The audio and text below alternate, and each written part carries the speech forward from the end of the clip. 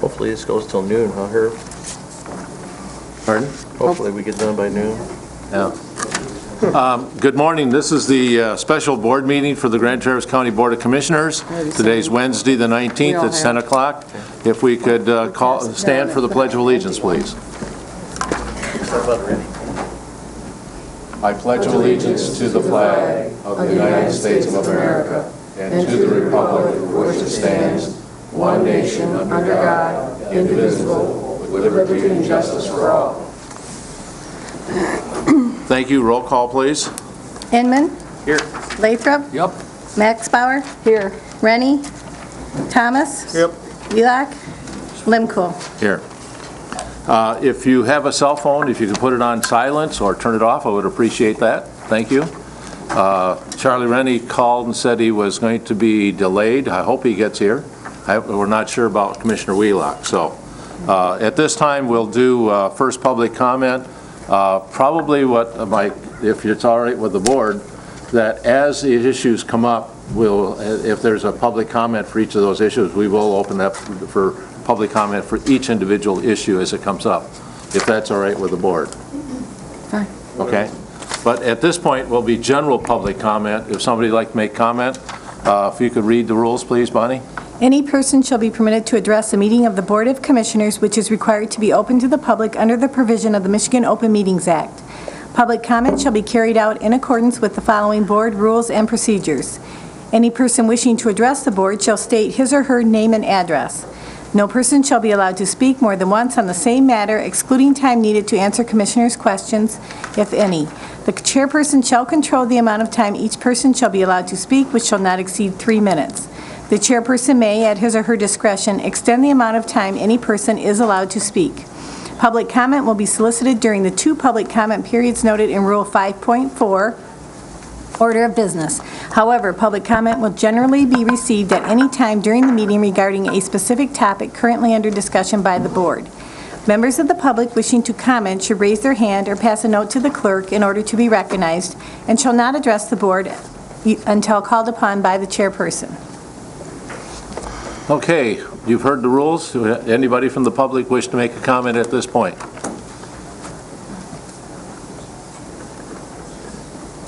Seeing none, we'll go on with the agenda.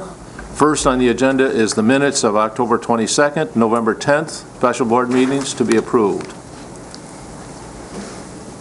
Chris? I would move for approval. Support by Lathrop. Any discussion on those minutes? All those in favor say aye. Aye. Opposed? Motion's carried. Next on, excuse me. Next on our agenda is bid response for consideration to contract the lawn care and snow removal services. Danny? Good morning. Danny Brown, Facilities Director for Grand Traverse County. I trust that everyone has the bid documents that I produced here.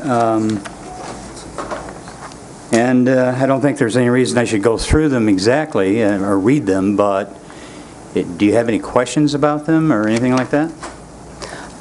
Questions? Go ahead, Chris. Danny, why, first of all, let's start with the mowing. And Okay. For the public, if you would review the 3 contractors that responded. Sure. and their bids. And if you could comment for me, why you believe there's such a discrepancy in the amounts. I've been doing a lot of bidding all my life, and I'll tell you, I've seen some weird stuff.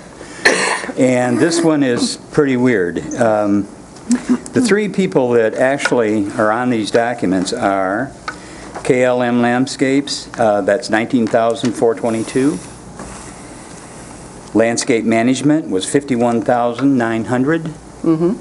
And TSR Lawn and Landscapes was $80,994. Now, there was 2 other bidders. They were disqualified because they weren't at the pre-bid conference like it specified in the bid documents. And I'm going to just read you their numbers. One was Johnson Outdoors for $48,360. And Northern Green Lawn was $102,318. Now, normally, when I look at bids that has this wide discrepancy like this, We generally take the lowest and the highest and take them out. And then we concentrate on the bids that are more in the middle, where everybody else is. That's the way I would look at it if I was going to recommend anything. Does that answer your question? Not quite. Not really. Have you talked to, since you received the bids, have you talked to the contractors? Yes. We had a meeting after these bids. And they're willing to stand by the bids? Yes, but I would, if it comes to the point where we're going to have to do this, I would call them all back in again for another conference with them. Because I want to make sure that they could stand by these numbers. Well, $19,000, I don't know how they could do it for that. It's going to cost that much in fuel. It looks to me like they bid by the hour instead of by the job. I think they made a mistake personally, but, Yeah. but you've spoken with them and they're willing to stand by this bid? well, we opened the bids and they were there. Let's put it that way. And that's when we had a conversation with them. So, because quite honestly, I'm ready to make a motion to accept KLM's mowing bid right now. So I will. Mr. Chairman, I would move to accept KLM's mowing bid as presented in our packet. I'll second it.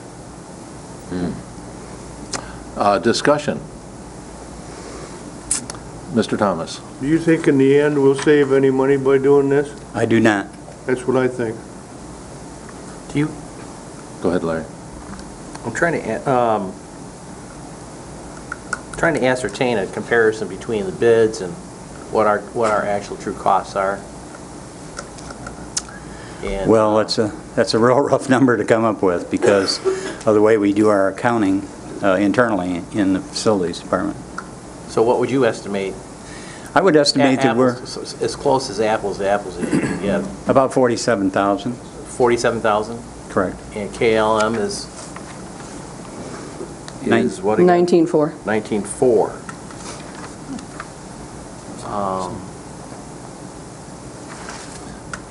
Have we done references on these? Not yet. But I will do that. I guess I would be prepared to approve it without going out for references.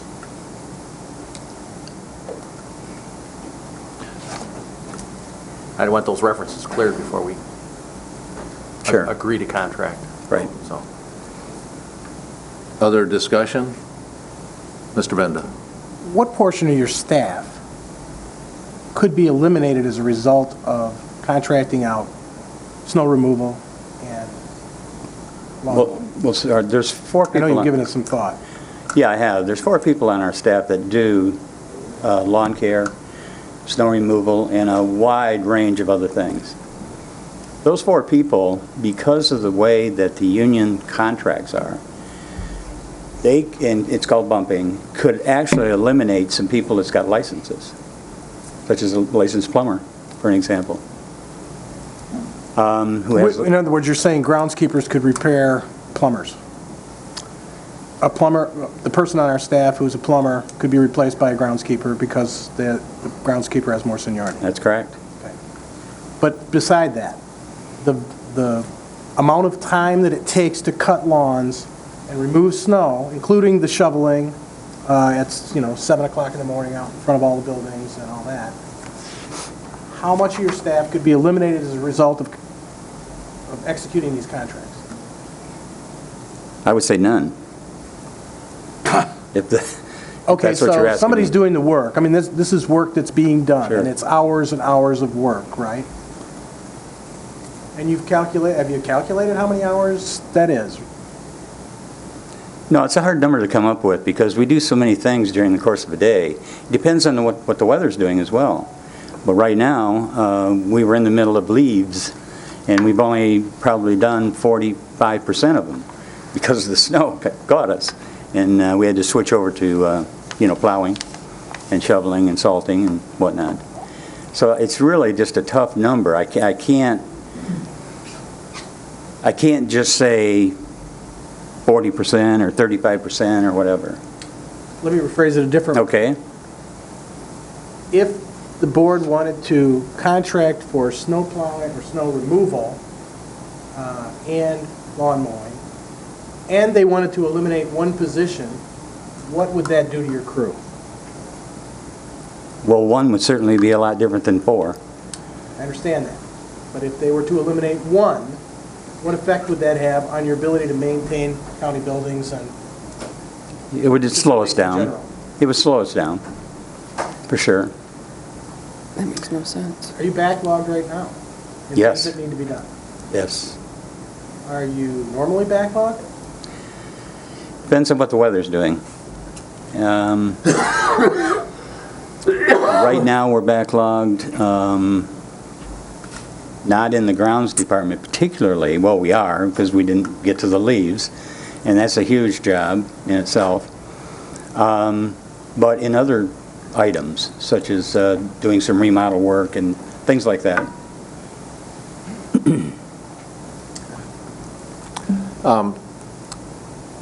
Danny, I think that one of these issues in here doesn't look at the cost of equipment that we won't have to purchase if we don't have lawn maintenance and snow plowing.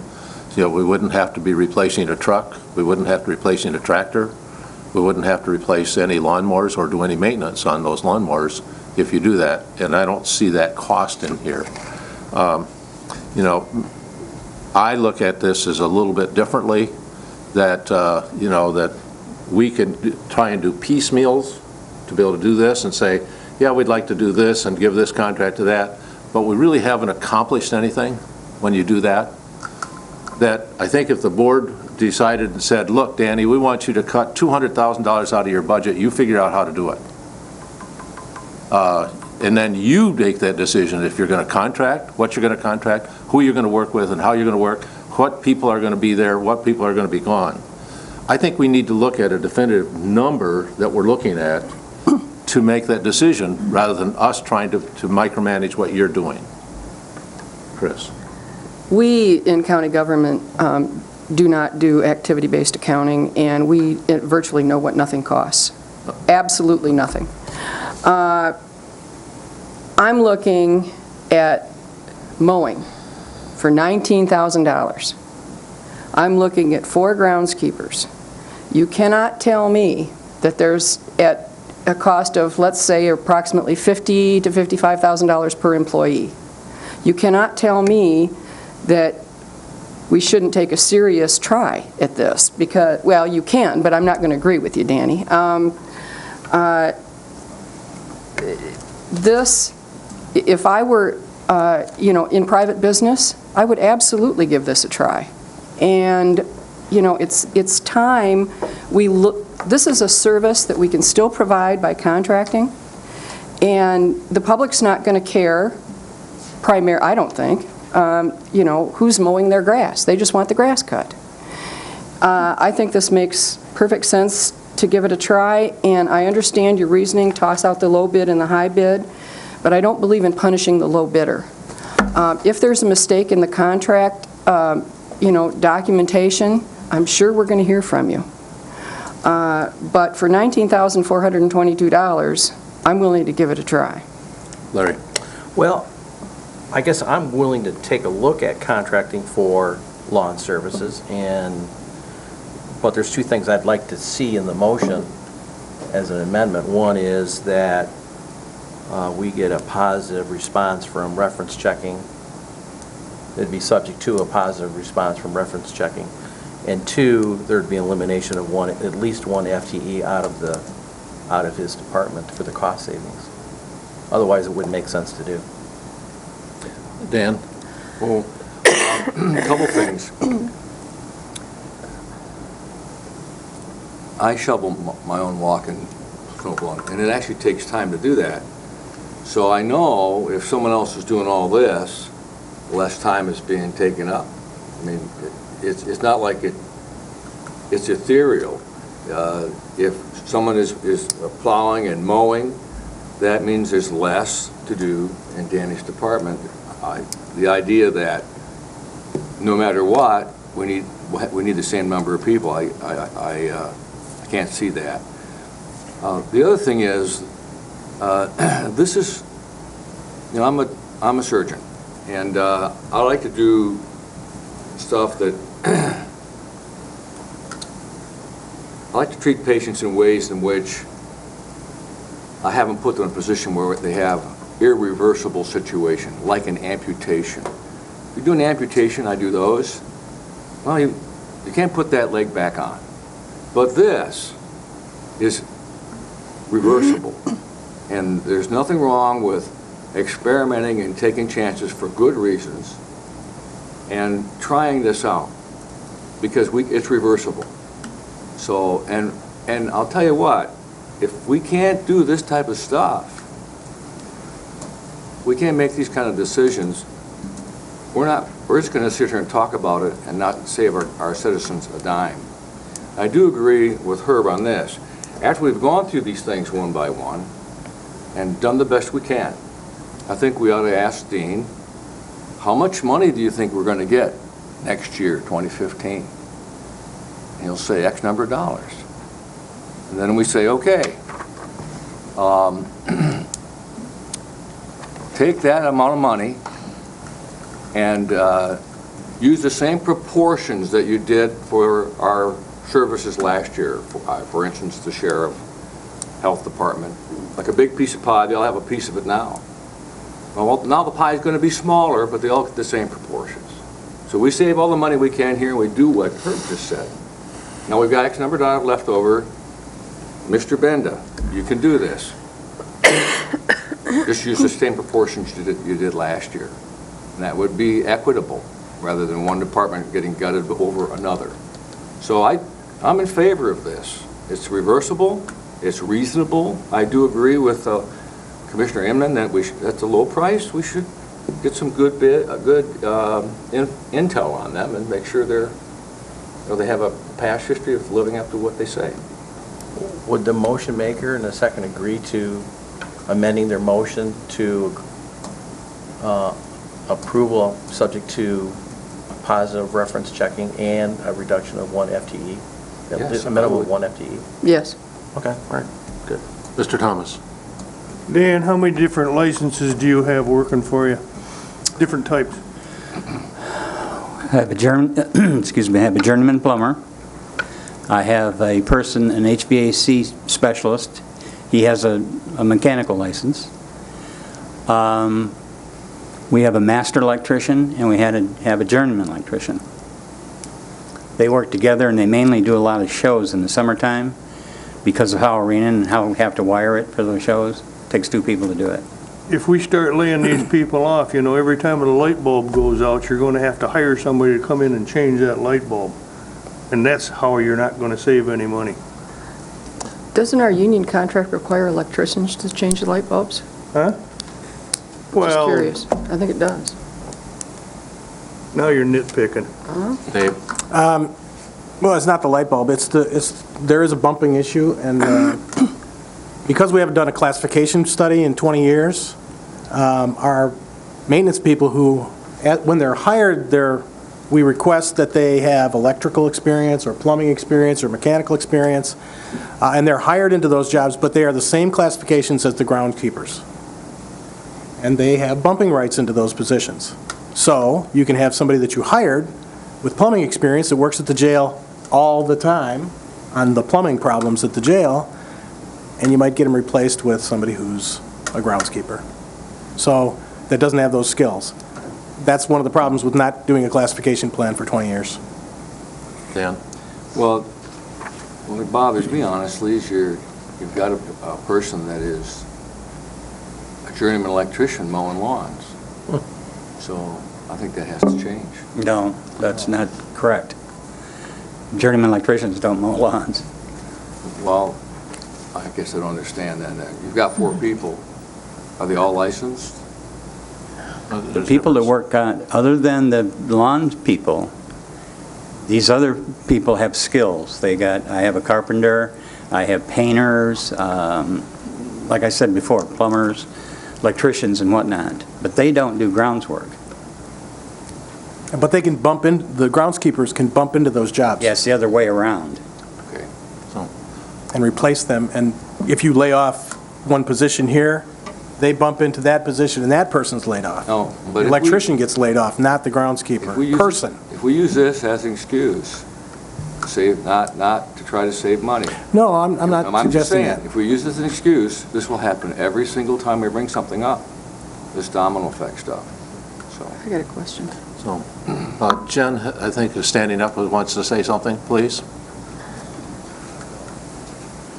I just want to further clarify what could happen here. Jen Seaman, Human Resources Director. So the way the job descriptions are written in the facilities department they're very broad. So the groundskeepers are under a grounds worker job description, and then there are building maintenance worker job descriptions. So a buildings maintenance worker is our HVAC, is plumbing, electrical. It's a very broad job description, and so that's what's going to happen here is the groundskeepers are in the same classification as the building maintenance worker 1. So potentially, and your groundskeepers have more seniority than your building maintenance worker 1s. So what's going to happen here is a groundskeeper will bump a building maintenance worker that might be a plumber, things like that.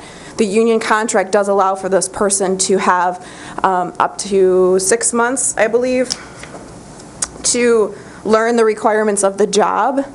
And so that's what's going to happen here is someone that is potentially plowing and mowing the lawn now could be doing plumbing work, something like that.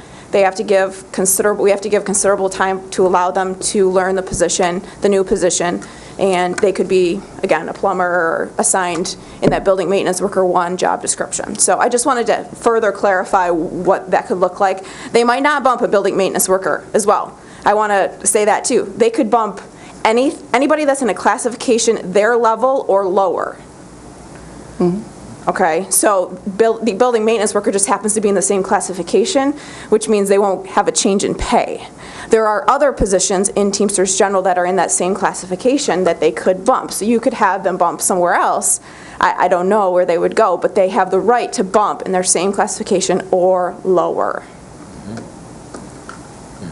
I just hope that helps. Chris? One of the things that I heard you say, and this concerns me, is we could have someone who now mows grass working on an electrical box without being a licensed electrician. No, we wouldn't allow that. We would have to contract for that kind of work. That's right, we'd have contract. Okay. I'm going to move a motion. If you want to repeat the motion, please? Oh, the motion is moved by Maxbauer, seconded by Lathrop, to approve KLM Landscaping with the amendment to get a good reference response and eliminate 1 FTE from the Facilities Department. Okay. That's the motion. Have a roll call, please. Lathrop, Yes. Maxbauer, Yes. Thomas, No. Inman, Yes. Lemko. No. Motion carries. Okay? So, yes, I will allow public comment. It's been taken. I'm sorry, I should have done it before the motion, I apologize. So come on up and introduce yourself, please.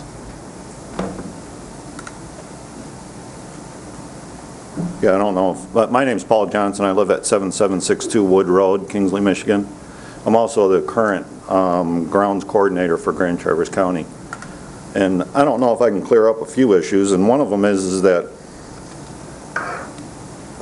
based on an estimated time of what we do mowing, it's kind of hard to break out the snow removal portion of it because we don't know how much snow we're going to get. But mowing, we can look at how big our properties are and how much time we take on each one of them. And we only spend 45.5 hours a week mowing grass. And when you look at the bids are not in comparison to what we do. For instance, at the Civic Center, we mow it 2 times a week on the baseball fields because you have an issue of playability. Ground balls and stuff, as the grass gets longer, the kids can't play in longer grass because they don't get base hits. So it needs to be kept at a reasonable height. The bids went out and only asked for 1 mowing a week. Sheriff's Storage Building, 6 times a year. We do it every week. That's 24 times a year we're doing it internally.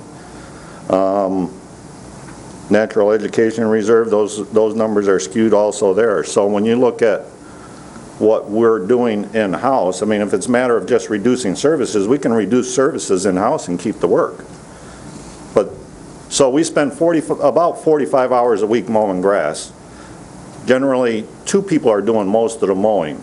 The only time I would actually mow grass is if somebody's on vacation and we needed to fill in.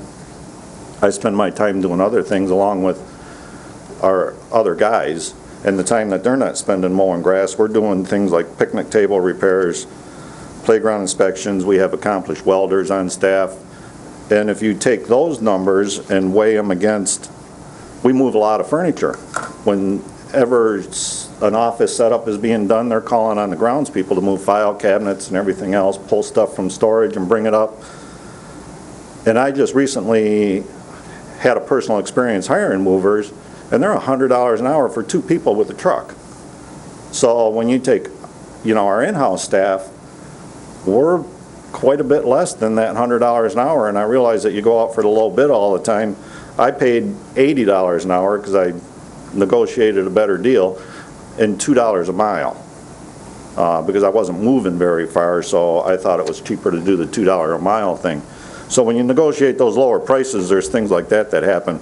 A welder's $70 an hour to call in a welder to come in and weld something, and we do a lot of furniture welding, chairs and shelves, tables, and stuff like that come over into our shop, and we repair them in-house, and our ground staff is the ones that are doing this kind of stuff. The county just recently hired somebody to come in and do a playground audit. I'm a certified playground inspector. They paid $1,800 to have that audit done, and I just looked through some previous emails about the general cost of just plain inspections, because an audit is different than an inspection. An audit is more detailed. A general inspection would cost you about $350 if you could find somebody local to do it. Otherwise, you're going to pay their travel time also. And you have somebody in-house that's doing these things. Numerous other things too. We're painting in between. We paint all the restrooms. We take care of all the picnic tables. We do numerous other, we're multitasked, and we mow grass to keep that looking good. Looks like my time's up, so. Thank you, Paul. Thank you. Appreciate it. I don't know if that changes anybody's vote or you look at it in a different way, but. Thank you. Anybody else have public comment? I'm sorry, I didn't offer that before the vote. Okay.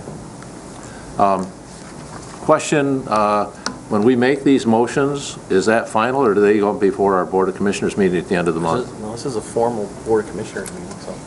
It depends on how you do it. I mean, if you want it to take immediate effect, then it would be. Well, it was not for immediate effect, so therefore it'll come back to the board. Yeah. This is, Okay. This is a. This is a board This is a meeting. board meeting. You're chairing it. But it's just like a public health and safety, and No, it isn't. No, it isn't. I'm It just is not. asking. I'm asking for This is a- clarification. This is posted as a regular Board of Commissioners meeting. Okay. All right, okay. Just as long as everybody understands that. So it is immediate effect, all right? Okay, Go on. very good. Moving on to snow removal. Snow removal's next.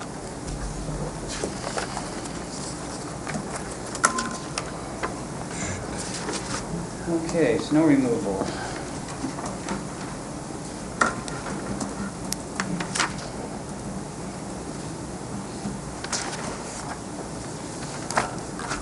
Okay, as you can see on this document here that we got 2 bids on this. We sent out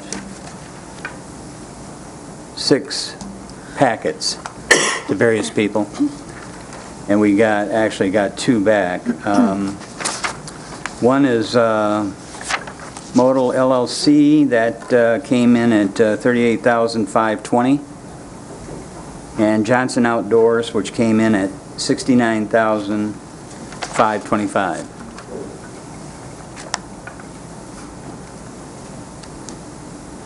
Okay, Questions? questions? Why do we have NA next to a lot of facilities? Why do we have what? NA. Why do we have no cost for snow plowing, removal for Government Center, Hall of Justice area, 520 West Front? Because they didn't bid it. Oh, they don't want to do those buildings? No, they do not. Right. I got you. They're more of a company that uses big-time equipment to do snow removal.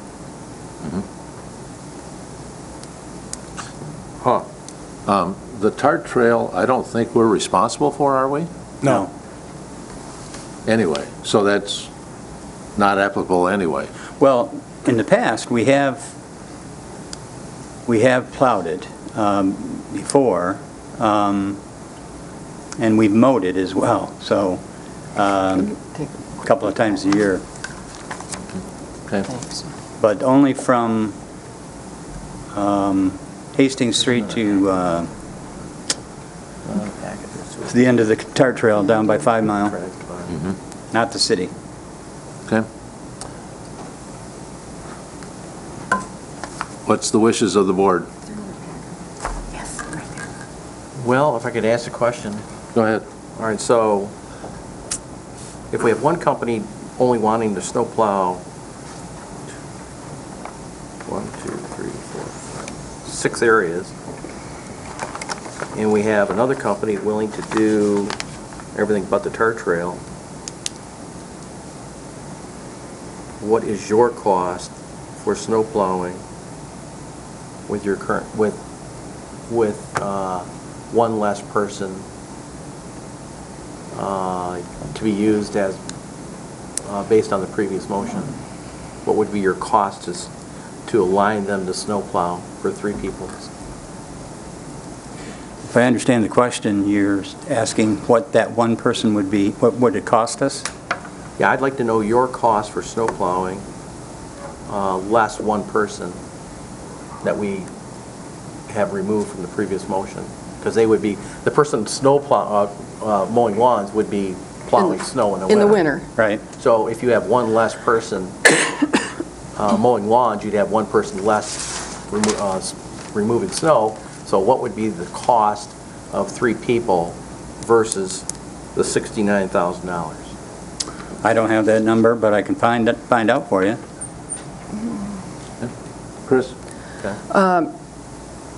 You gave me a ballpark on the lawn mowing. Right. You know, and I understand it's not activity-based. I understand that. What I would like is some type, because I'm not going to take a shot in the dark here on the snow plowing.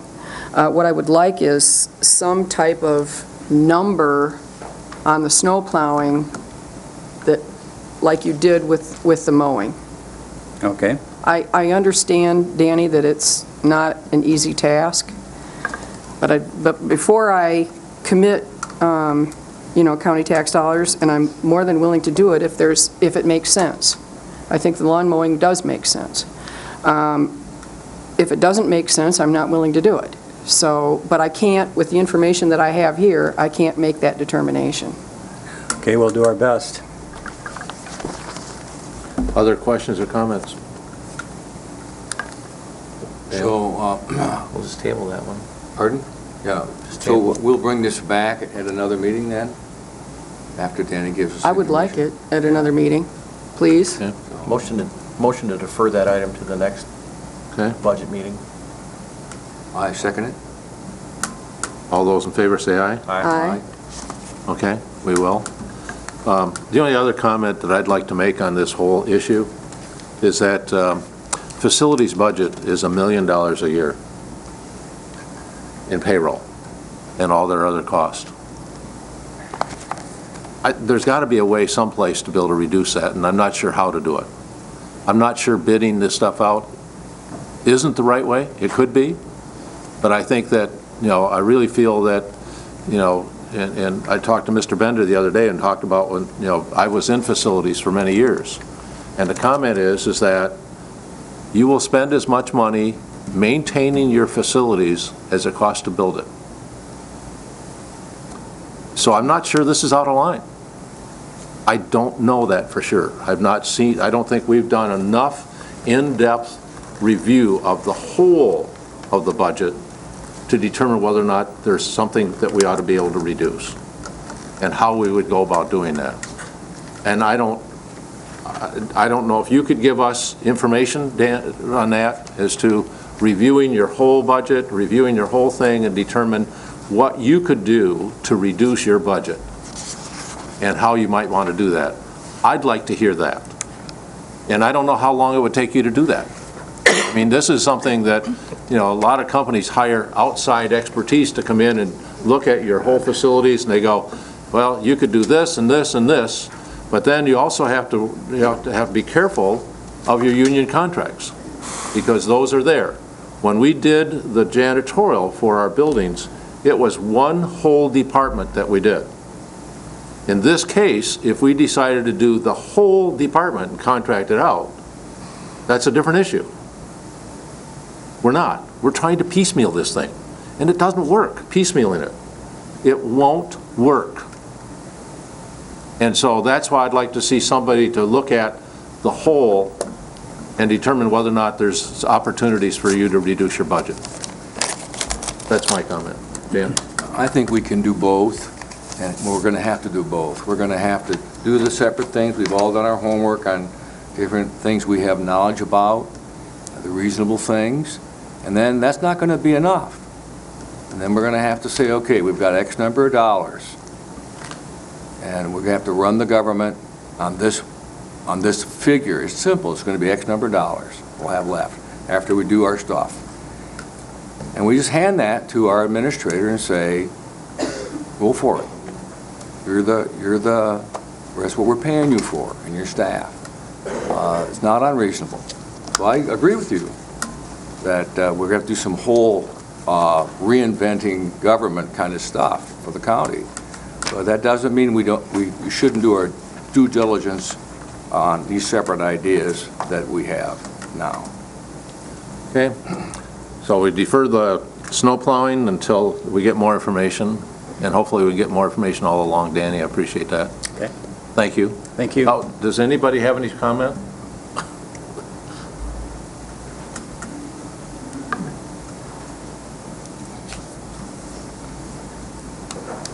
Once again, Paul Johnson, 7762 Wood Road, Kingsley, Michigan. Also grounds coordinator for Grand Traverse County. If you move forward with the lawn and eliminate one full-time employee, the way that we structure the snow removal, because we have a limited customer base. We have 9 buildings and the Civic Center that we take care of. And we spread our employees out so that we hit those entrances and sidewalks almost right at the point of time of opening. If you hire an outside contractor, they show up at 2 o'clock in the morning because they got to get started because they have this customer base that's stretched way out at every corner of the county. Then by the time you get there in the morning, there's 4 or 5 inches of snow back on the sidewalks. So you're going to keep bringing those people back in, or slip and falls and things of that nature. So our 4 employees are spread out to hit certain buildings at certain times. I know what time the sheriff's department starts coming in to work. From there, I go over to Front Street because they open at 8 o'clock, and I'm there usually right at 7:30 in the morning. So because of the way our customer base is set up, we're more responsive to their needs. I don't know if you would get that from a general contractor. That's it. Thank you. Anybody else? All right. Next item on the agenda is cremation permit fee. Wendy. Morning. Wendy Morning. Chute, Health Officer, Grand Traverse County Health Department. So I am back at your request, I believe, to represent the cremation permit fee as a source of revenue for the medical examiner's office. This portion that you would vote on would cover Grand Traverse County. Benzie and Leelanau counties would have to vote on it independently with their boards. So I provided you with the same information I've provided you a few times in the past. I don't know if you want me to give a whole summary again, or I know you have a lot to talk about today, or just answer questions. Wendy, would you recap very briefly what percentage of cremations that Grand Traverse receives due to the fact, from out-of-county residents, due to the fact that we are a regional medical area? Because I've gone back and forth on this. What I don't want to do is subsidize, the surrounding county areas just because we have a medical care, or a medical facility here? Well, I don't have the exact statistic, but I can get you close. So we have about 1,300 deaths that Bonnie's office registers in our county every year. 800 of those are Grand Traverse County residents. So the other 500 are not our county.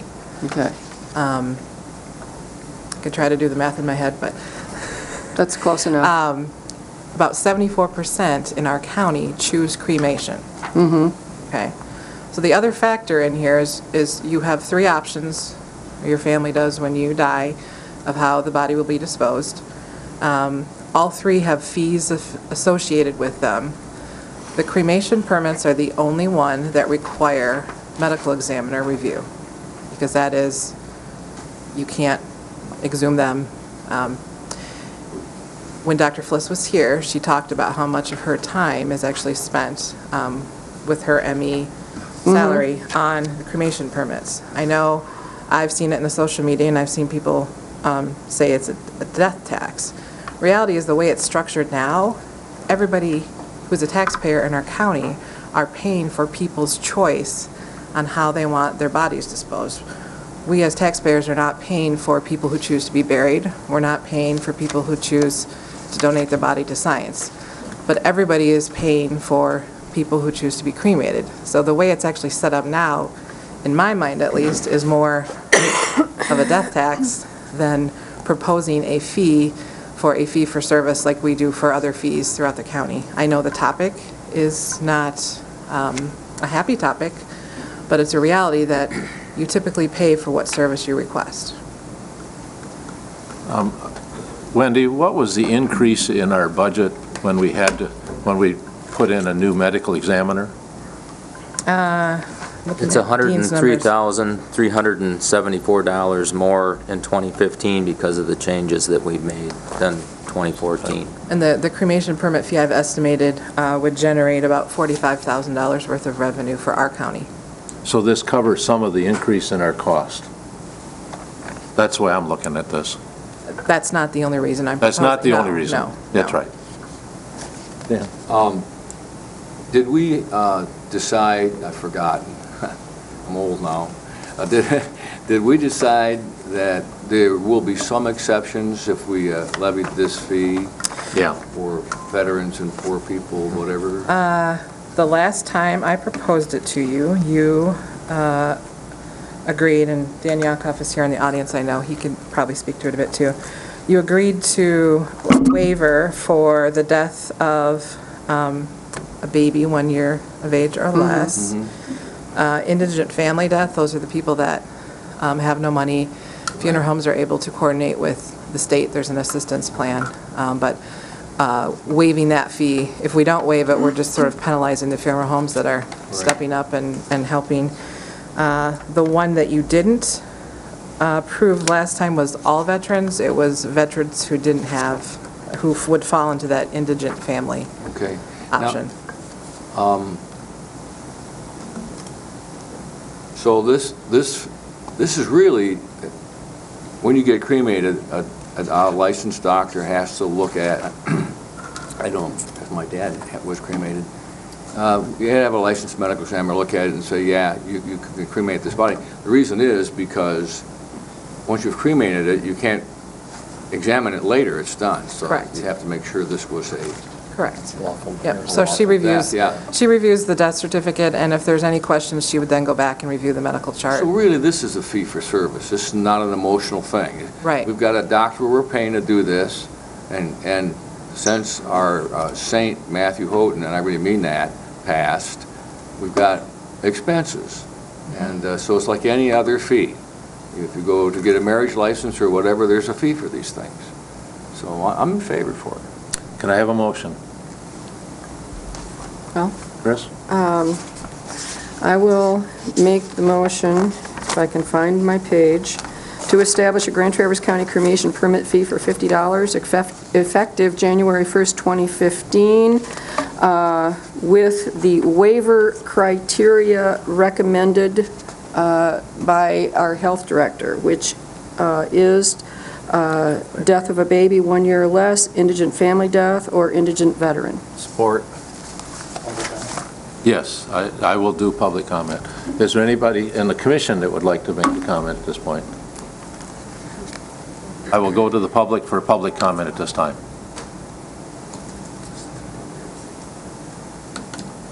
Seeing none, I'll come back to the commission for a vote. All those in favor say aye. Aye. Opposed? Motion's carried.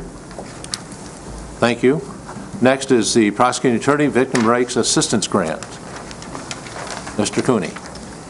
I'm Grand Traverse County Prosecuting Attorney. I did provide you with a detailed letter about our increased victims assistance grant, and hopefully that clarified your question about the increase in funding.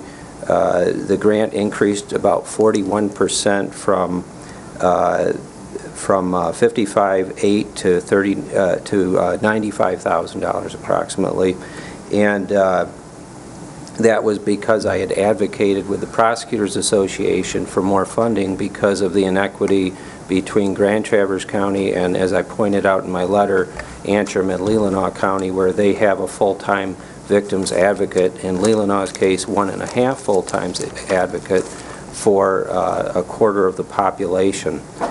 And our criminal load is similar to population in those counties. So anyway, the reason I wanted to address you is because I just don't think that this is the place where we want to nickel and dime, I guess, and try to save money, where even under the plan that I've laid out, which is to hire a .625 to 3/4 full-time employee, we would not be using the full amount of the grant money, the increased grant money funding. In fact, we'd be sending back about $5,000 the first year, and I hate to do that because this is money that the state has given us to fund victims' rights services, and I'd like to use as much of that money as we possibly can. I factored in the fact that this employee would receive step increases for 6 years, and I've tried to back down the number of hours to take into account that eventually all of that grant money will be used. But even at 25 hours a week, we don't use all of the funding, including the $1,400 that the county now contributes for our victims assistance program.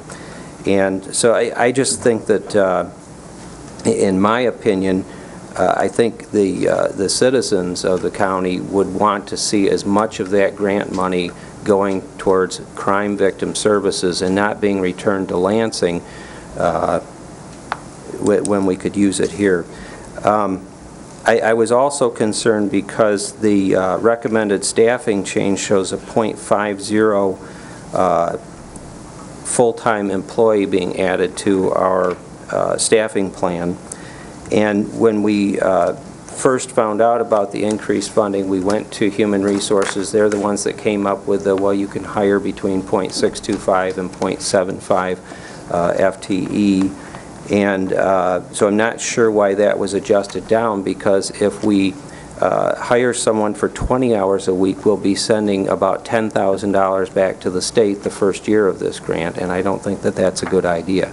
So my recommendation is to allow my office and approve a budget that would fund a part-time victims advocate for up to .75 hours, or .75 FTE, which is 30 hours per week.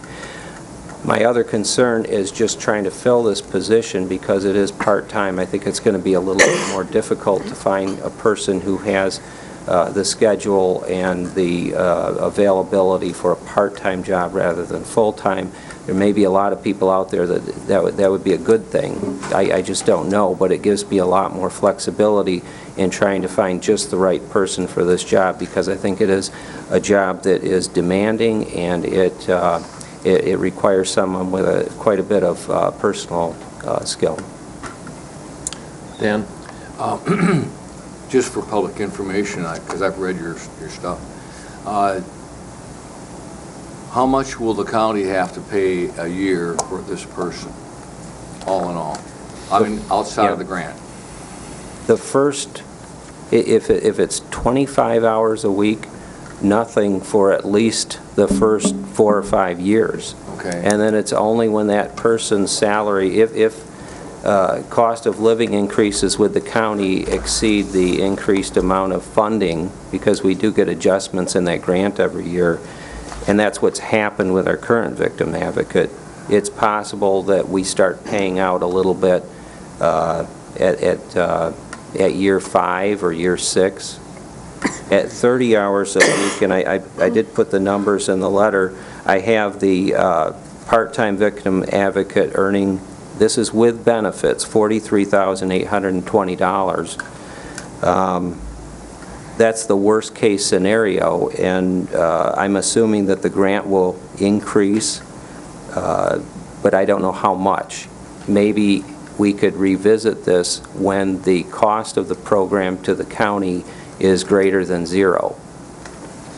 Cool, so sometimes when you get into grants, at least I'm beginning to realize this, you accept the grant and it funds this person for a while, then the grant quits, and now we all feel guilty because we can't fund this person. So this is not that situation.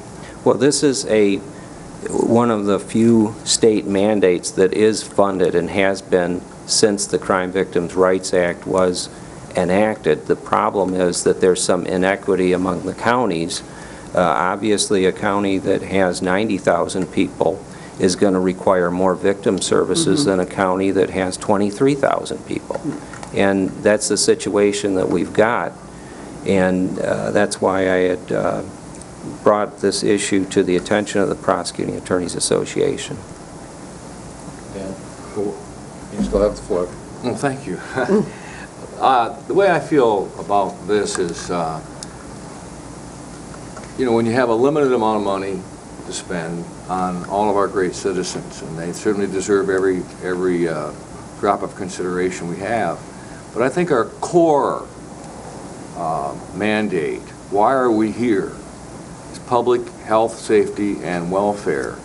That includes our sheriff, that includes our prosecutor, that includes our health department, and others. But those are the core. So I'm kind of in favor of this because it is in line with my values about where we should spend money on core issues. You want to make a motion? I'd like to. I don't know if I can. Here. Yeah. Just tell me how to say it. Right here. Yep. Okay. That's his recommendation. Okay, I make a motion to approve a part-time VA position for 20 to 30 hours a week. Is that what I want to say? 25 to 30 hours. 25 to 30. 25 to 30 hours a week. Yep, that's good. That's good. Good enough? All That's right. good. All right. I have a support on that motion. Second. I have a support by Inman. Mr. Wheelock. Bob, the only question that I had, and sorry, I was gone for a couple weeks, so I'm trying to catch up here along the way a little bit, but the question I had is, I don't want to be in a situation where I have to send any of this money back to Lansing if I don't have to. So my question was, can we utilize whatever's left over of this money to supplant the funds that we're currently expending on the victim's advocate? Because we currently have a full-time position in place, correct? That's correct. So, I don't want to, we're already spending money to provide victim services, so I don't want to send any money back to Lansing. I want to be able to apply all of that money that we receive toward that position, whether it's a newer position or the existing position. I don't see any reason we should send any of that money back. Well, the grant funding can be used and is used to cover everything from the paper that they print victims' notices on to the office equipment that's used. And so my plan for that $5,000 is to use it to buy some office furniture. We have to create some sort of office space in our existing facility for that person. And so there are some, I do have some ideas for how I might be able to use that, but it has to be used strictly for victims' rights services. And Have you identified a broom closet where you're going to put this individual in your building? Well, that's what it's coming down to. Yeah. Dan? And so this does meet one of the criteria I like, is that it is reversible. We can get to a point where it doesn't make sense to us, we can change it in the future. We're not committing ourselves ad infinitum. Yeah, you know, I could notify the commission when we get to a point where the victims' rights funds are not keeping up with The grant. the cost of those services, and when the county is having to chip in money, so. Thank you. Bob, can you enlighten us as to what the cost of the current victim advocate is on an annual basis, approximately? For the whole program, I believe it's about 50, well, it's the total amount of last year's grant, which was $55,832. That includes all benefits and, again, office equipment, supplies. We'll now be spending about $100,000 on victim advocates. About 95,000. 95,000, yes. And I intend to continue to advocate for more equitable funding, because I think this still puts us behind a lot of counties. Is there any public like to make comment on this? Seeing none, I'll come back to a vote. Thank you. All the commissioners, all in favor, say aye. Aye. Opposed? Motion's carried. Next is the 911 surcharge funding. You do have a letter on your desk from Jamel and from Chief Tuller.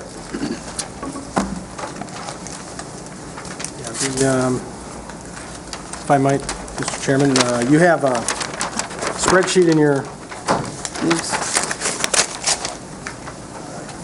your packet that I handed out last week that lays out what the $1.85 surcharge pays for, and it pays for what we said it would pay for, which is all of the operating expenses for 911 and all of the capital equipment. And if we finance it over the 6 years of the surcharge, it will pay for all the capital equipment as soon as they can buy it.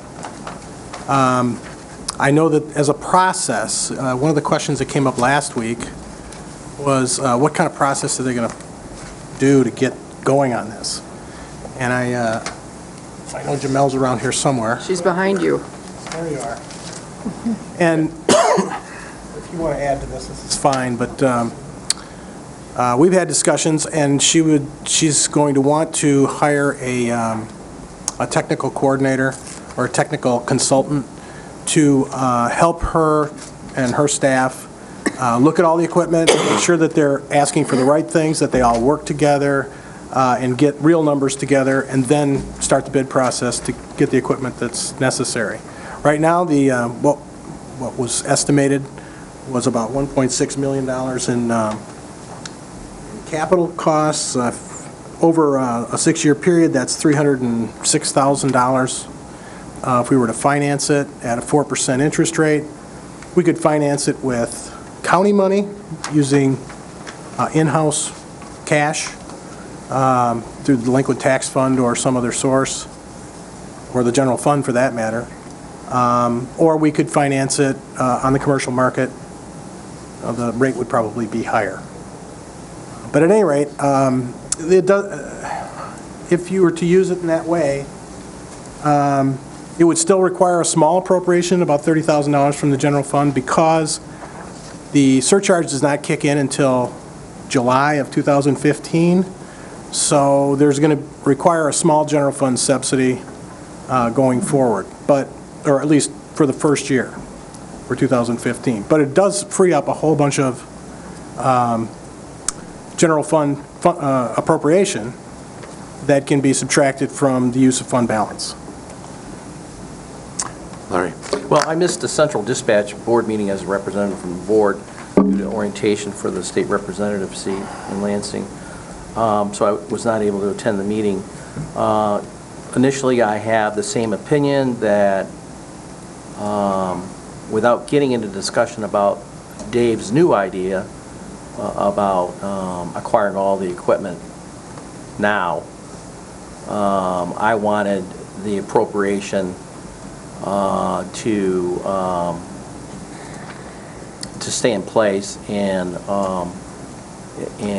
use that money for the grant, or the F911 money, for immediately going into buying whatever identified new equipment or operational needs we need to improve communication and new technology.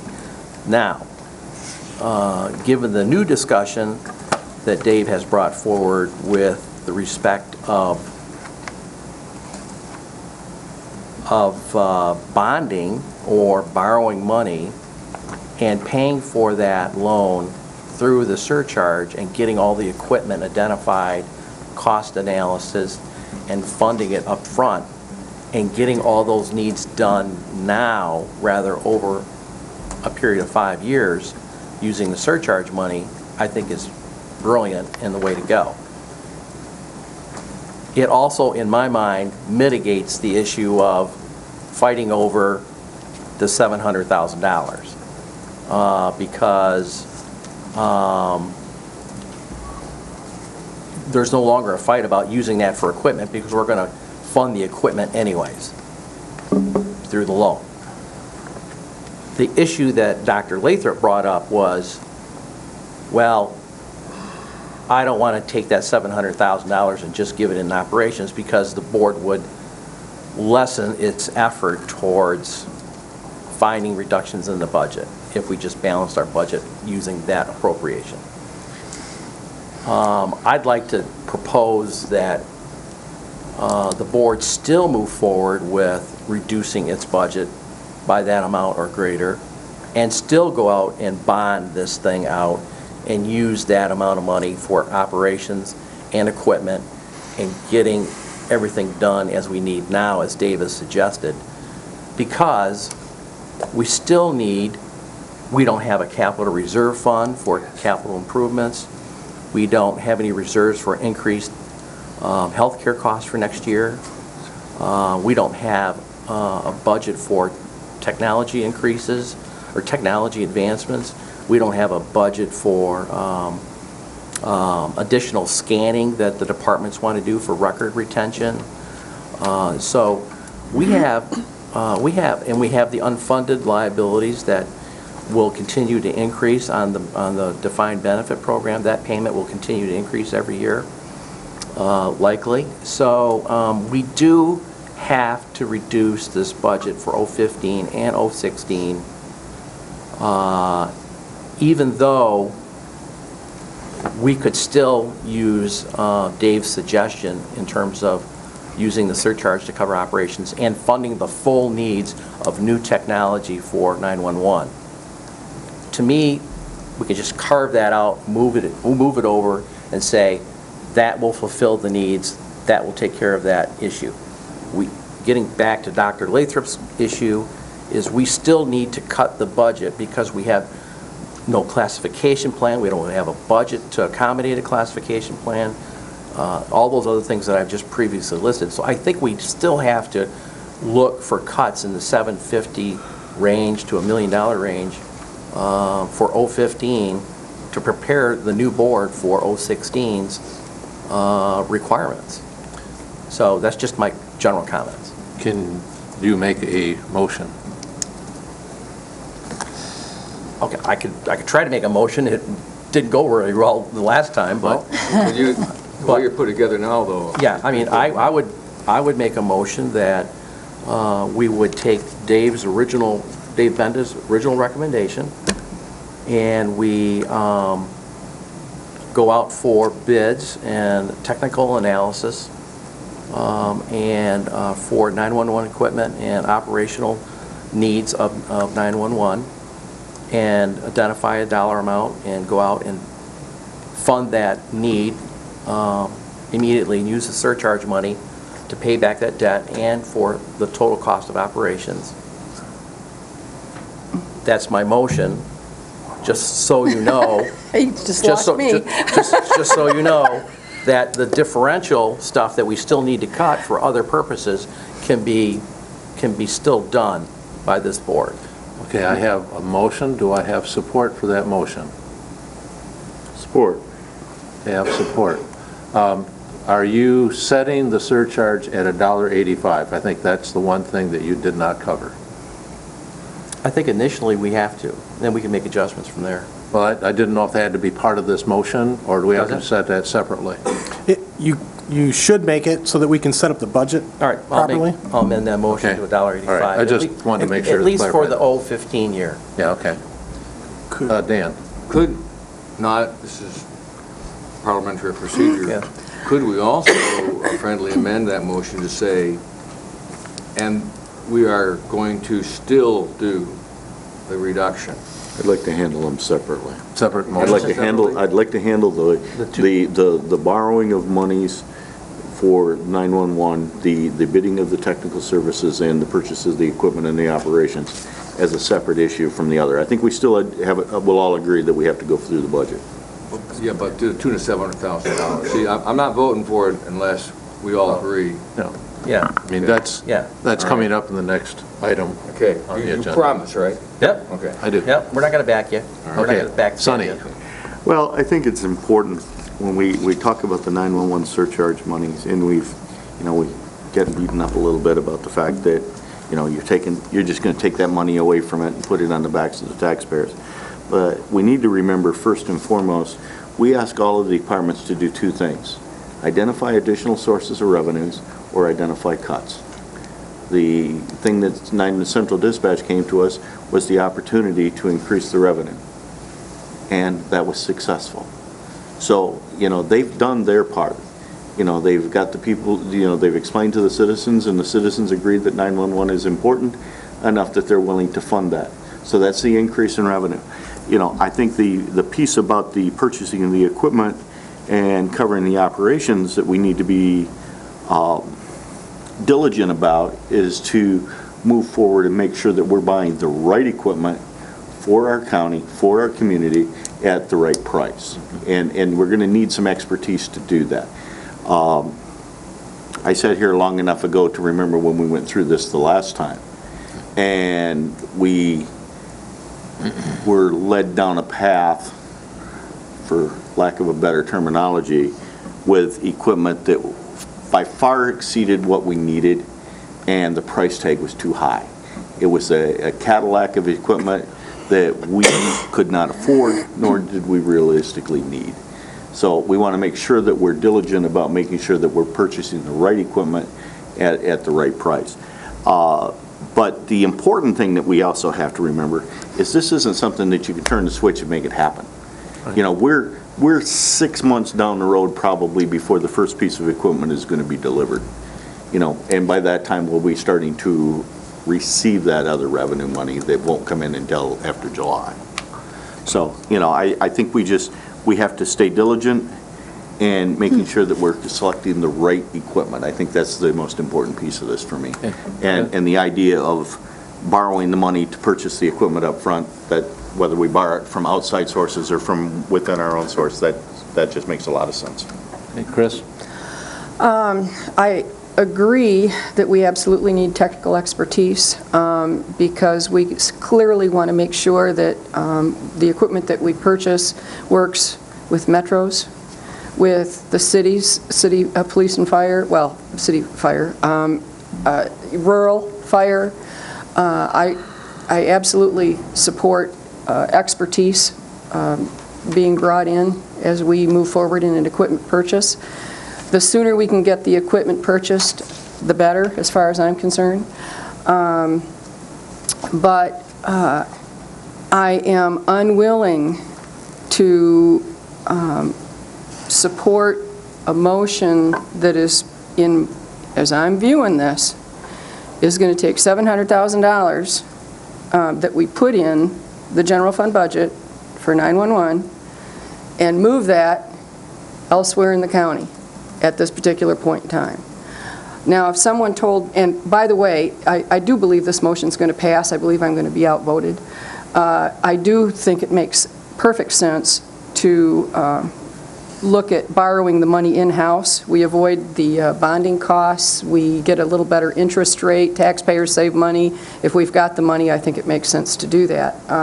but only our finance director can truly recommend whether that makes sense if this motion passes. But I will, I would defer to him. But because it appears to me that this allows for a shift of that $700,000 that we already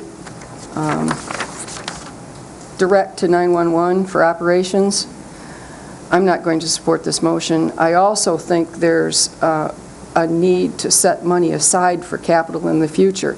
I would like to, if this, $1.85 surcharge, as we go year to year to year, if we can get that back down to zero, or if we put a fund, a special capital fund, because Jamal's telling me all the time, equipment's changing. If we put that aside and for future capital purchases, I would like to see that. But I'm not going to support a motion that, in my mind, just shifts $700,000 and lets everybody spend it elsewhere. Dan? I'm going to support this motion, I think, because I'm getting a promise from you guys. We're still going to do our due diligence and drop the $700,000 that we need to anyway. So I like it. I think it gets, like the Bible says, do the one thing and don't let the other one go undone. It does both things.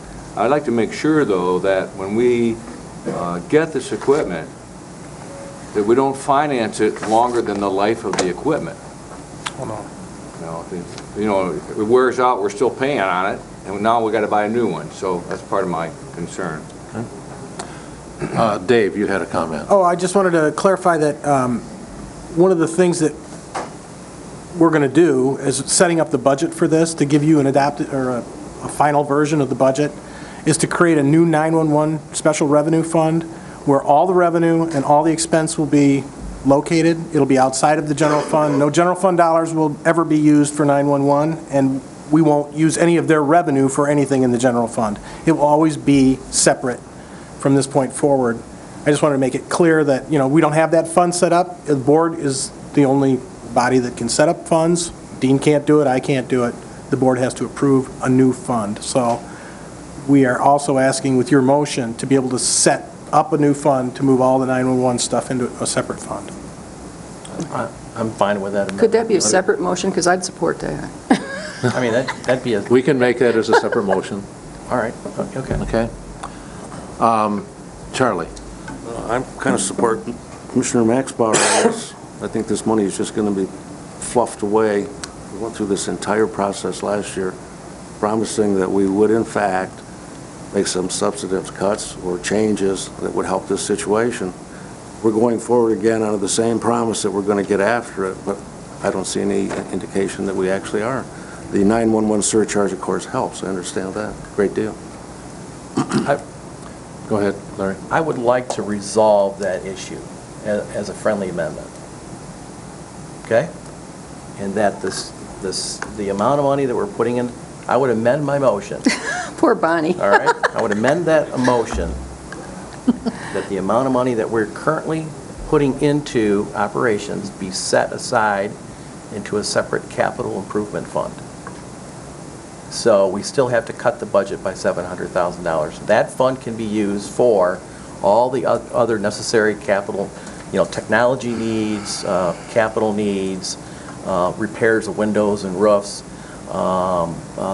paying for the classification plan, all that other stuff.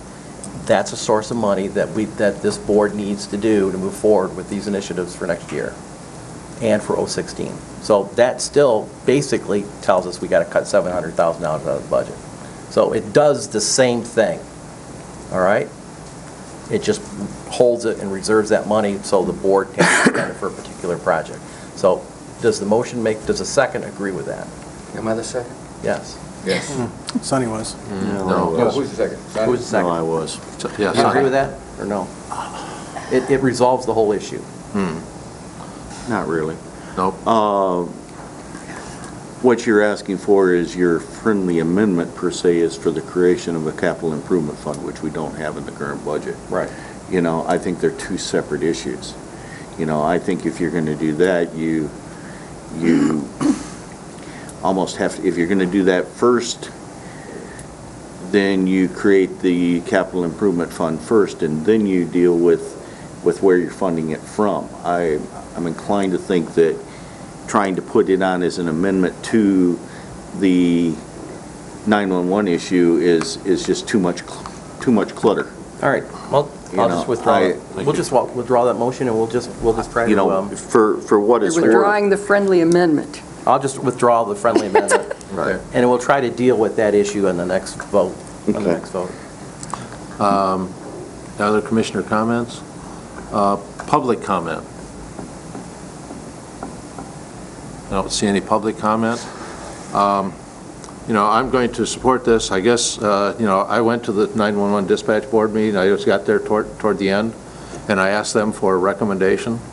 I'm a little bit disappointed because I think that the board is sitting in a silo, and they don't understand the difficult situation that we're in. You know, because we're talking about public safety dollars. And if you don't use general fund revenue to fund, or the whole thing to fund the whole 911 surcharge, you're going to go out and cut public safety dollars. And that means you're going to have fewer officers on the road. This is all part of one big budget. And I think that we got to look, it's the same thing as what we looked at facilities. We can't just look at silos. We got to look at the whole. And when you look at the whole, and we look at public safety, and what the voters approved was that this money was going to be used for general fund and equipment. And I talked to 4 people within your district, Chris, who said, that's what I voted for. I want it for general fund and for Operations and equipment. Operations, I mean, right. for operations and for equipment. So I talked to some of my own constituents, and they all feel the same way. So I think that, you know, I hate to chastise Central Dispatch Board, but I will, because they were only looking at themselves, and they weren't looking at all public safety as a whole, and the county as a budget as a whole. Well, they may not have been aware of the loan situation either. Well, but anyway, Yeah. so I do appreciate the letter, though. I did ask for that letter. Okay. So, and I do appreciate that letter, and I thank them for that. Okay, no other comment? I'm going to take a roll call vote. You want to read the motion, Bonnie, first? Could you please reiterate the motion? Sure.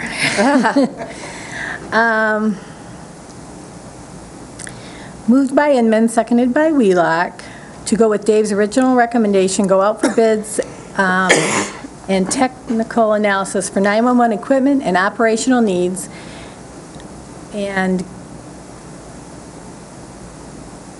go out and fund that need, use Using the surcharge of 180. use surcharge money to pay back that money borrowed, and set the surcharge amount at $1.85. Is that understood? Okay, Well, roll they call. had an amendment for the separate fund, but then he withdrew it. Right, Yeah. we're You gonna can do a that when separate- you adopt the budget. Right, Yeah. I'm just Is that letting you know that. Yeah. okay, okay. Okay. Max Bauer? No? Rennie? No? Yes. Thomas? Wheelock? Yes. Inman? Yes. Lathrop? If the board doesn't break its promise to me, yes. Lemko? Yes. Motion's carried. Now, if we could have a motion for set up a separate fund? Mr. Chairman, I would move to establish a capital improvement fund to cover capital needs required by Grand Traverse County, that being facilities and technical advances. Does it just need to be capital? Do you want, It's for all. We already have one. It should be operations and It's everything. there, but we haven't funded it. You want to put money into You have to a specify. capital fund? You gotta In one specify. amount? why don't we let Dave bring back a recommendation on how to do this? It's fine, the discussion a few minutes ago was you wanted a motion today. Well, I know, that's what I thought we were going to Well, do, is separate motion. set up a Okay. separate fund for the 911 and that's surcharge. fine. Oh, you Just want a the separate 911 fund. All right, so you want to do the, all right, I Just a apologize. separate fund for I will 911 move for surcharge. establishment of a 911 budget center fund. Then I'll do another motion for 700,000. We have motion and support. Do I have any other discussion? Mr. Thomas? No, he supported? Yeah. That's what I was doing. Just the 911 fund. Anybody have public comment? All those in favor of the motion say aye. Aye. Opposed, motion's carried. Mr. Chairman, I'd like to make another motion that the Board of Commissioners continue to seek out by year end the original amount of $700,000 in either enhanced revenue or expenditure cuts in the remaining part of the budget. Well, next on our agenda is the recommended budget summary and also amendments to the 2015 budget, and then the executive summary of commissioner suggestions. So do you want to just hold on that till we go through that? Well, I would like to go through those commissioner suggestions so that we can decide if we want to go one way or the other, and if there's any other motions that need to be made for budget cuts, then we can do that at that time. I just want to make sure we're still moving forward. We're working forward for that. that. We got cuts. Cool. I do have a question on the summary for our administrator before we get started. May I? Sure. Dave? Yes. In our budget summary, on page 25 is a list of job titles and departments and change requested. And this, I'm looking at this wonderful little book that you handed out to us. These reclassifications are not in your recommendation, are they? No, they aren't. Thank you. That's all I needed. Okay. You know, I'm going to ask for a change in the agenda, if you would like, that before we go into the recommended budget summary, before we do budget adjustment, let's look at our recommendations from the commissioners so that we can do that, and then they can be incorporated into that other. Is that all right with everybody here? Yeah. Okay. I mean, let's put the horse before the cart, if that's fine. Yeah. So if everybody's got their executive summary, I think that's the commissioner's suggestions on recommendations for reductions. And the number one eye there is revenue sharing. So we have that, we know that that's coming in on a regular basis. Is that not right? That's correct. So we have that coming in, so that's going to help us with our budget. Do we have any idea how much more is going to come in revenue sharing than what was originally projected, Dave? Or is the budget pretty well correct? Dave had indicated that we would receive about 1.7 million, and we are receiving that amount. It's actually a little bit higher. It's projected at $1,730,000 for the state fiscal year that ends September 30th, 2015, and we did receive our first payment. They're making those, or paying us 6 times over the course of the state fiscal year. We received the first payment on October 31st. It was $73,300 some dollars. The next payment is scheduled to be made shortly after December 1st. Thank you, Dean. Dave?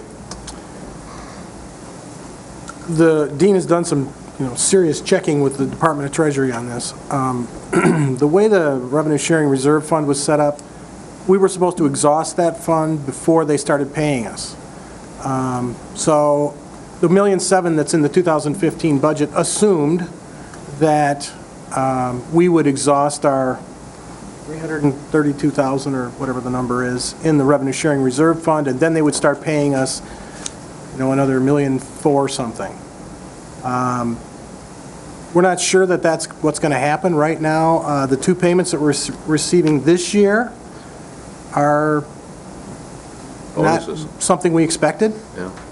But I'm not really sure that we should talk about spending that until the end of the state's fiscal year, because at the end of their fiscal year, they may go, oh, wait, you guys have to exhaust your Revenue Sharing Reserve Fund, so we want that money back. So I'm concerned about that, although Dean has checked at more than once to make sure that that's not the case. So there may be a savings there for us. That would be great. It'll That come in money and, could be reinstated back into the fund balance. yeah, or we'll see it at the end of 2014. It'll be money that we haven't budgeted in revenue sharing that we didn't expect to get. Okay. So that's a plus. where revenue sharing is. Yep, that's a plus. There's a question mark after the number, though. Okay. Any other questions on that? Next on the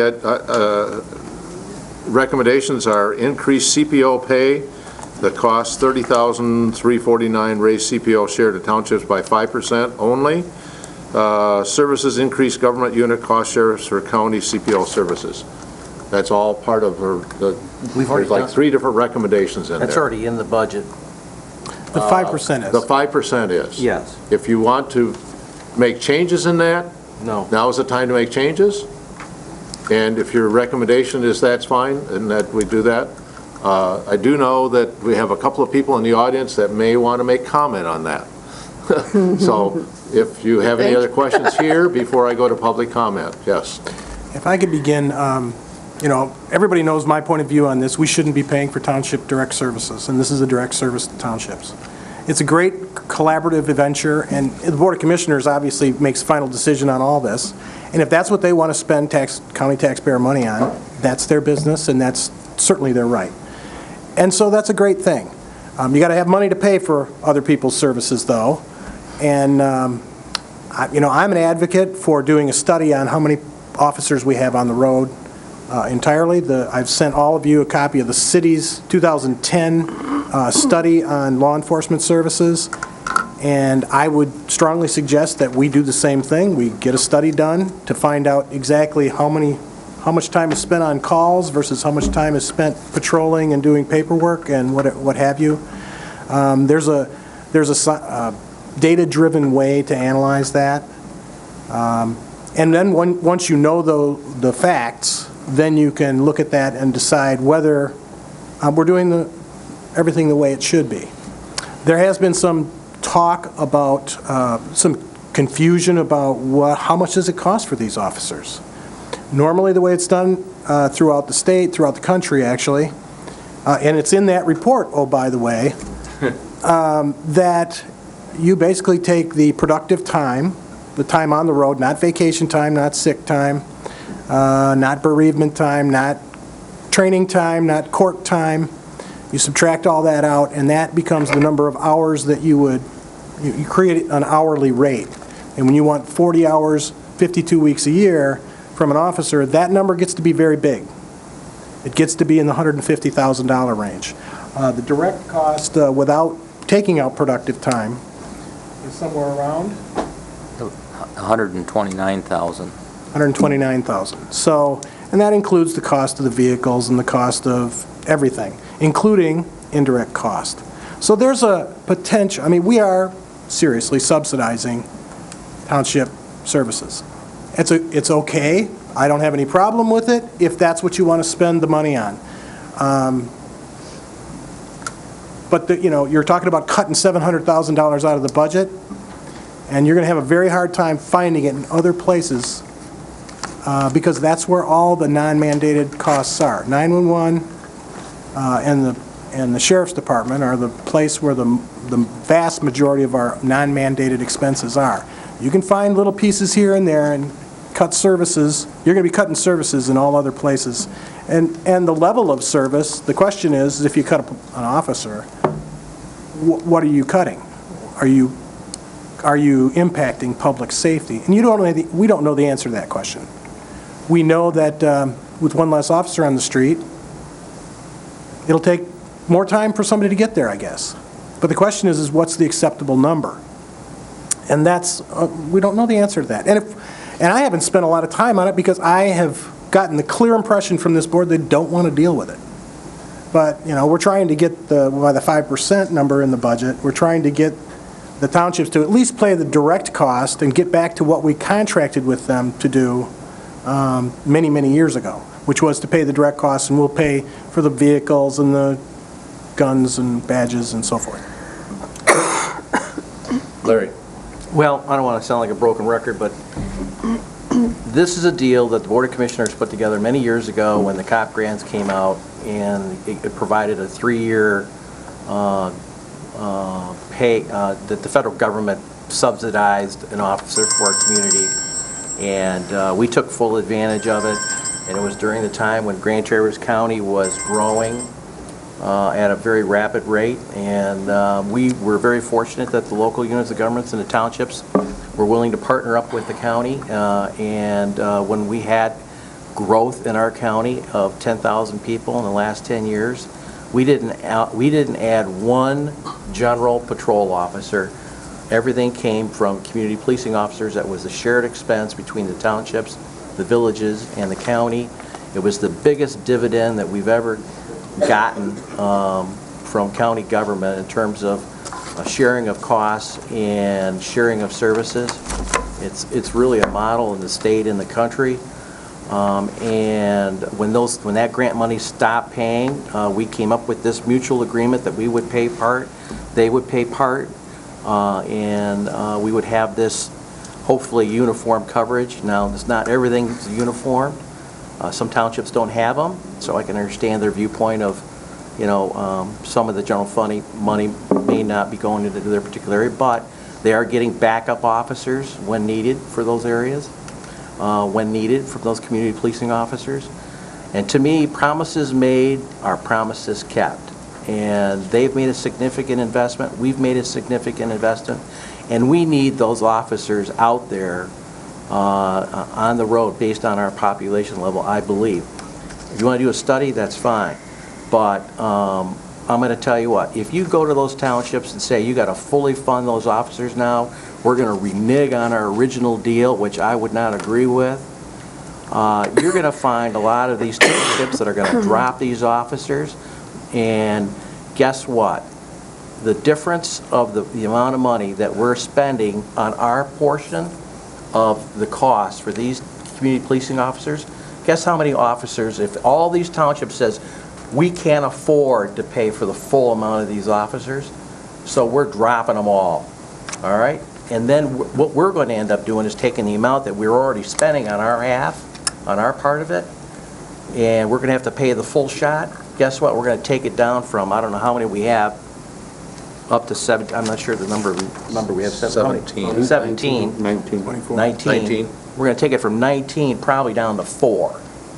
All right? So does that make sense? No. I say we keep with the same agreement, keep with the same promises, and this is a great dividend. If we continue to grow in population in Grand Traverse County, this is the best deal we got for police coverage. Yeah. I say keep it going the way it is. Dan? Well, a couple things. I'm amused, I'm doing this in good humor, that Mr. Bennett wants to do a study about all the facts and figures and really get down there, drill down and find out how we do this right with the Sheriff's Department, but he doesn't want to do that county-wide. I think if we're going to do it there, we'll also bring in consultants about other things and how we can find ways to save money by being more effective and more efficient. So if we need consultants for the cops, we need them for the county too, 1. 2, I want the citizens to know, I had one of my great citizens say to me that, it's the county's job to provide sheriff officers for this county. And when I went to county commissioner school, and correct me if I'm wrong, we do have to legally provide a sheriff, but the level of service is not mandated. Correct. Okay? So it isn't necessarily, although don't get me wrong, I love the cops. That's part of my core belief. The judges, prosecuting attorney, the health department, and our sheriff's office, core stuff for me. But I want the citizens to realize that we're not mandated to do every little thing that we've done in the past. That level of service, we have to have a sheriff, but the level of service is not mandated. Now, here's where I feel a little ignorant. Why are we doing this? Why don't we just tell the sheriff, this is how much money you get this year. You decide where you want your officers. Do you want them out there as, in the townships? Do you want them on road patrol? Do you want them to be in the schools?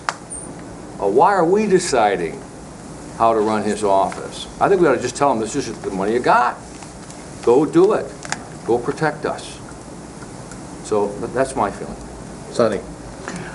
Well, Larry's right. These community police officers started with the COPS grants back in, probably in the 80s, early 80s, late 70s, early 80s. At that point, the federal government funded fully for like the first year, and then it reduced to 75%, 50%, 25%, and then the counties took over the budget. Along the way, the agreement that was set up with the county and the townships was that they would cover the wages and benefits, and the county would cover the overhead costs. But that worked along for a while, and then all of a sudden we heard from the townships they didn't want to spend that much.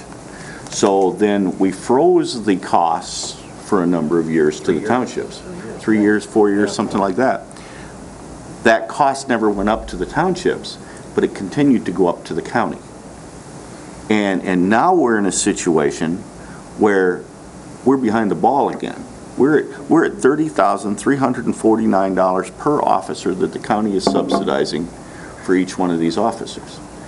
Now, that doesn't seem like a lot of money when I talk about Blair Township that has one officer.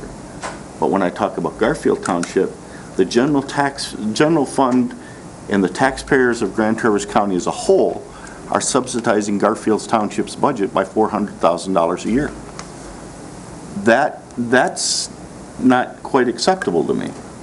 You know, when it comes time to talk about cutting officers, my recommendation at that point, if we get to there, is that we tell Garfield we don't have 12 officers available to you. I need that officer on the street in Grand Traverse County as a whole. Either the townships have to come to a closer number of paying to where they're covering at least the whole cost of the officer. I don't mind subsidizing the equipment, the training, those kind of things. But the true cost of those officers, they have to come closer to paying. Because I cannot justify subsidizing Garfield Township's budget by $400,000 a year. I simply can't do that.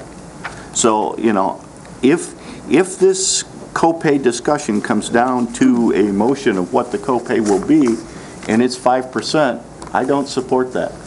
We're going to have a higher percentage of copay from the townships in order to continue to promise them 40-hour-a-week officers in their community.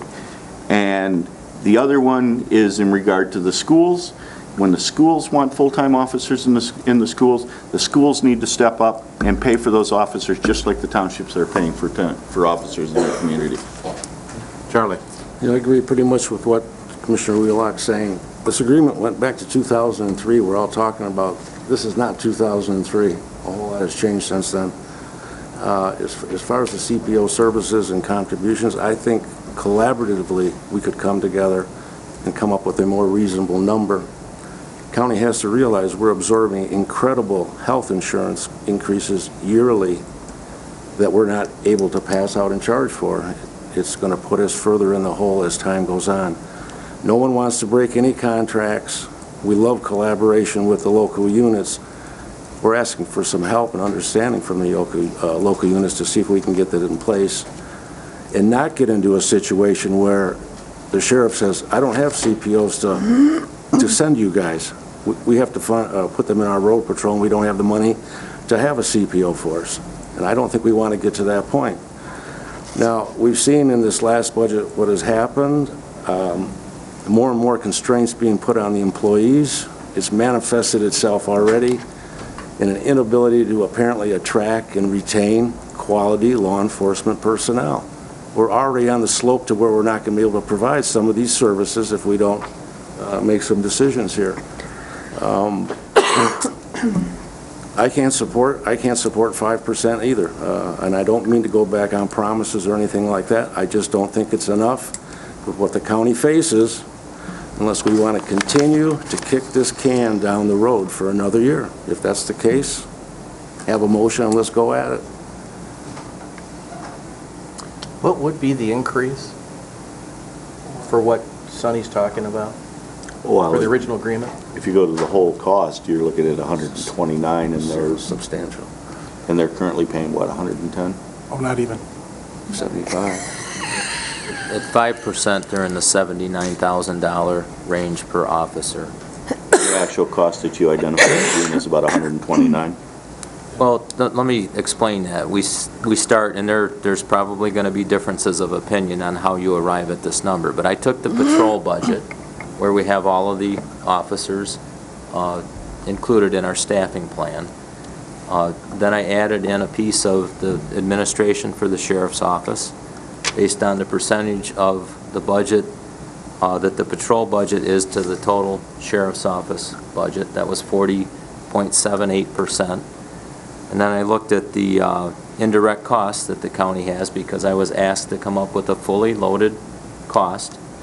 And then I looked at the, you realize or understand we're looking at the central records agreement. I also included a piece of the central records budget, and then estimated the cost of a vehicle amortized over a 5-year life, and the number is less than $129,000, but it's $128,000 some dollars, and that is a fully loaded cost versus the $98,000. I don't know what the exact number is. I can find out, but there is quite a difference between. Chris, you're jumping. Well, as one might imagine. First of all, I would invite everyone here to take a look at your equalization reports and take a look at where the tax dollars come from. Second of all, I am not willing to decimate the Grand Traverse County Sheriff's Department, which is, if we full cost this to the townships, is exactly what's going to happen. Every single person sitting on this board, and I don't care if you're in the city, which I happen to be, or in the townships, benefits from this program. And I am still reminded of when I was sitting in my living room Sunday morning and saw sheriff deputies with tranquilizer guns pulled chasing a bear down 8th Street. It wasn't the city police, it was the sheriff's department, although there was a city police officer there. When your townships call for help, our sheriff's deputies, while they may be working out of Garfield Township, do not stop at the township line. They keep going. So there isn't one township in Grand Traverse County that does not benefit from this. Do I think the townships are open to a reasonable increase? And I say reasonable. I believe they are. I don't know what the specifics of the contract state that we have off the top of my head. I think the best bet, and I want to point out to everyone here, we are already down probably about, 7 officers, Nate? Are we down? 7 deputies? 6? Yes, seven deputies. So in effect, we are already down 7 deputies. Now, what does that do? Fortunately, we don't have call waiting at 911 at this time. It's one of the reasons I wanted an equipment surcharge, is so we don't have call waiting at 911. But I don't want people in trouble out in the townships, needing an officer, having them run from Peninsula Township from one end all the way, out to Whitewater. I mean, our officers, because we are down 7 already, are stressed. Please, I do not support full costing this. I think a reasonable increase is fine. And I would again remind you of where the majority of your tax dollars come from. Charlie? Personally, I would not ask for full funding. There's obviously benefit. Well, if I go to Garfield Township to the mall, do my Christmas shopping, I have a benefit of the CPO over there, directing traffic, whatever. Obviously, there's an overhaul. It's not it's a very complex formula how it breaks out. But this is where people have to come together and say what is reasonable in view of what we face. And I think if we put that word out, some collaboration might come up with something. If not, we go forward with our contractual obligation. That's what it is. Hey, Dave? I put a budget recommendation with a 5% increase in the CPO cost because I thought that's what the commission would agree to, and I don't think I'm wrong still. I do have thoughts and my own opinions on it. I've told you what they are. I really think a study would tell you how many officers are necessary in this county, and that is the precursor to figuring out exactly what's the right number to get from Whitewater to, a different township. And, you know, the sheriff patrols everything outside of the city. He's got 24 officers to do that. We've got 19 CPOs that also do that, only in specific townships with Garfield Township or East Bay Township, you know, on the side of the car. You know, you've already expressed that you like the level of service that you're getting. If you don't want to do any studies, that's fine too. You do want this level of service, though, for your public safety personnel, and that is where some big money sits that you've got control over. You don't have so much control over the rest of it. The rest of it, you know, 911, you can cut 911, but now you've got full funding for it. You can get rid of GIS, but you're going to see the police officers are going to come in here and say, don't do that. We need those guys. You're going to hear 911 say that. You're going to hear a whole bunch of other units tell us that we really need GIS to be operating and doing the things that it's doing. We can cut parks, but we really don't want to cut them too much, do we? I mean, we like the level of services. It's taken 150 years to build this level of services, and boards of commissioners over the years have put together these services. And if you don't think that they've looked at them for efficiency, they're not much different than you are. So they've been looking at them for 150 years to see if they could do it a little cheaper somewhere. So you guys want this level of service. That's what, when you go through this list, there's something on this list, like the CPOs. I don't see that anybody's, we're going to hear a lot of talk about it, but I don't see anybody making a motion to do anything different than what's in the budget. So if you need to cut to the chase, Dr. Lathrop was absolutely correct last week when he made a motion on the community collaborative. That's the way to do it. You make the motion, you get a support, it votes up or down, but you got to hear from them, and you got to hear from the folks that you're going to impact. If you're going to take away grounds crew people, you got to ask them, what are we going to lose if we do that? You know, give us your best guess. So you know, when you make that cut, what you're getting for that. And that's the way the process works. It's, you know, you want to take out something on this list, go down the list, make a motion, prove it up or down, and we'll move on to the next one, and then at the end of it, we'll decide what we've cut. One of the things I think is really important to note, that there is a contract with the townships. We have not had a contract with the townships. And I It's think been that signed contract for years. was signed for 3 years, and then it has an evergreen clause in it, from what I understand. So if you wanted to do something other than the 5%, a motion would have to be in place to cancel that contract with notice, and then to negotiate that contract. I'm not willing to do that. I'm not either. So if that's where everybody's comfortable with, we'll leave it at the 5%, and we're going to go forward to the next agenda item, if that's okay. Dan? I got a question. I'd like public comment, too. Oh, yeah, I will. Sheriff, that's just who I want to talk to. What I'd like to hear is, Pops up. I believe that we do need to reduce the amount of money we give the sheriff, sadly. But I think he should decide, I want to ask him, Sheriff, we're going to give you X number of dollars, and you do with it what you want. Is that what you want? Okay, I need to hear that from you. So can he come up?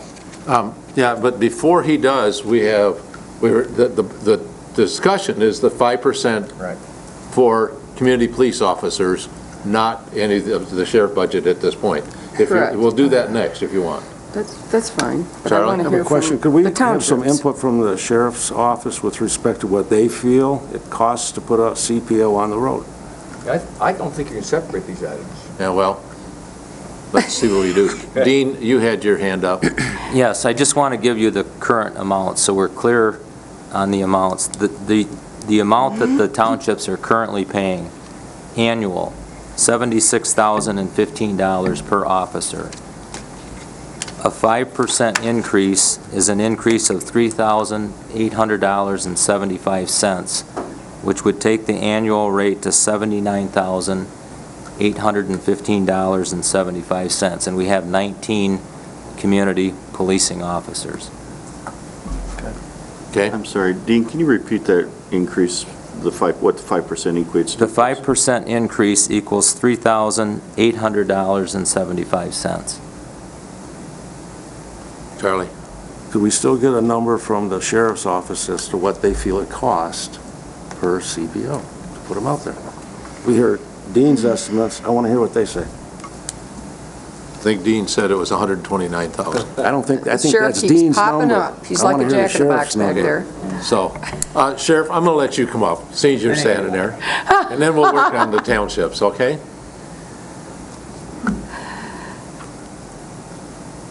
Tom Bensley, Grand Traverse County Sheriff.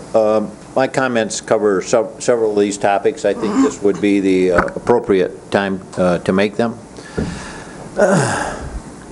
Again, this year, Grand Traverse County is attempting to balance next year's 2015 general fund budget. And once again, the county administrator has targeted the sheriff's office for major reductions. Mr. Benda feels that the sheriff's office is overstaffed and the reduction of police officers is the way to go. In the 2015 recommended budget summary, he states that part of the problem for the structural deficit is expanded law enforcement services. At the October 22nd, 2014 special budget meeting, Mr. Benda indicated that the big problem that got the county to this point were the costs of the community police officers. There has been no increase in the number of county-funded officers for the past 10 years. Additionally, we refuted the assertion by Mr. Benda that we were overstaffed and overmanaged by spending a considerable amount of time researching counties used as comparables last year. We are not overstaffed in the law enforcement division, and those officers are not oversupervised. At a previous meeting, I indicated to the board that the sheriff's office was looking at ways to increase revenue and reduce costs, and we have been compiling that information and would expect that the county administrator would be willing to sit down and talk about those cuts and increases in revenue, as well as sitting down with other department heads in an attempt to erase the $700,000 projected 2015 budget deficit. Again, this has been another difficult budget year. At the October 22nd, 2014 special budget meeting, October 22nd, this year's. At the October 22nd, 2014 special budget meeting, Mr. Benda indicated that the jail and its operations is a mandated service of the sheriff's office. He also stated that any possible personnel cuts at the jail would result in additional overtime, stressed out officers, and an unsafe condition. I would like to know why less police officers on the street wouldn't amount to the same.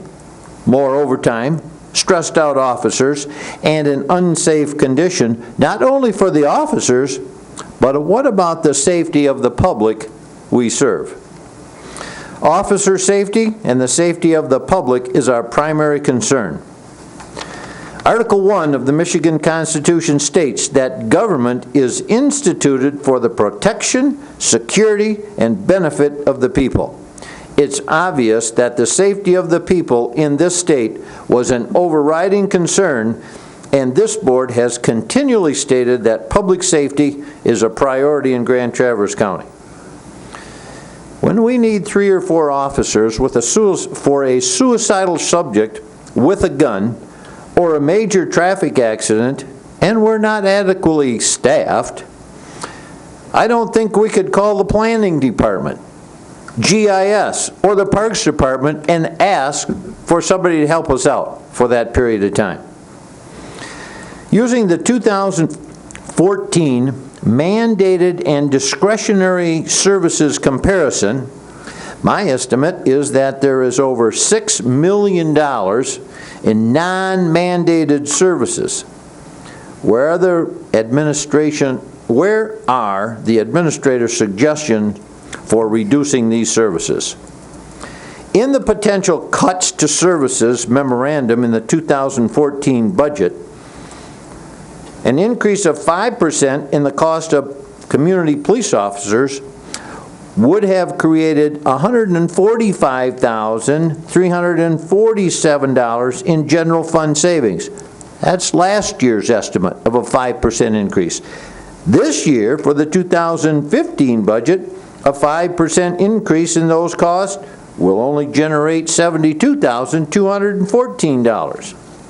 How does a 5% increase in 2014 equal $145,000 and a 5% increase in 2015 equal $72,000? At the November 10th, 2014 special budget meeting, Mr. Bend indicated the actual cost for a community police officer was $150,000. In a November 13 news article, he indicated the actual direct cost of an officer is $110,000, with indirect costs increasing the total to an estimated $121,000 per officer. I just heard $129,000 today. That's quite a discrepancy. Our estimates, which we have documented, indicate that the cost of a community police officer is between $106,000 and $109,000 inclusive. I think we should sit down and identify the real cost and what is included so that the county and all the townships know what the real cost for a community police officer is. One additional note.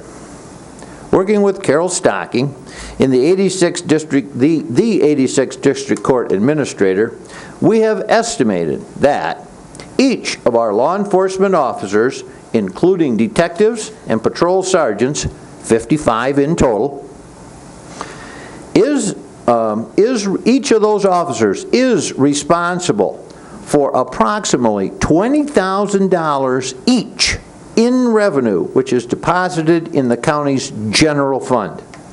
Taking that into account, that significantly reduces the net cost for a community police officer. If the math is correct, it costs Grand Traverse County about $10,000 for a community police officer. So where do we start? We're willing to meet with the county administrator, as I'm sure all department heads are, and attempt to increase revenues, reduce expenses where possible to balance next year's budget. Thank you. Thank you. Glenn.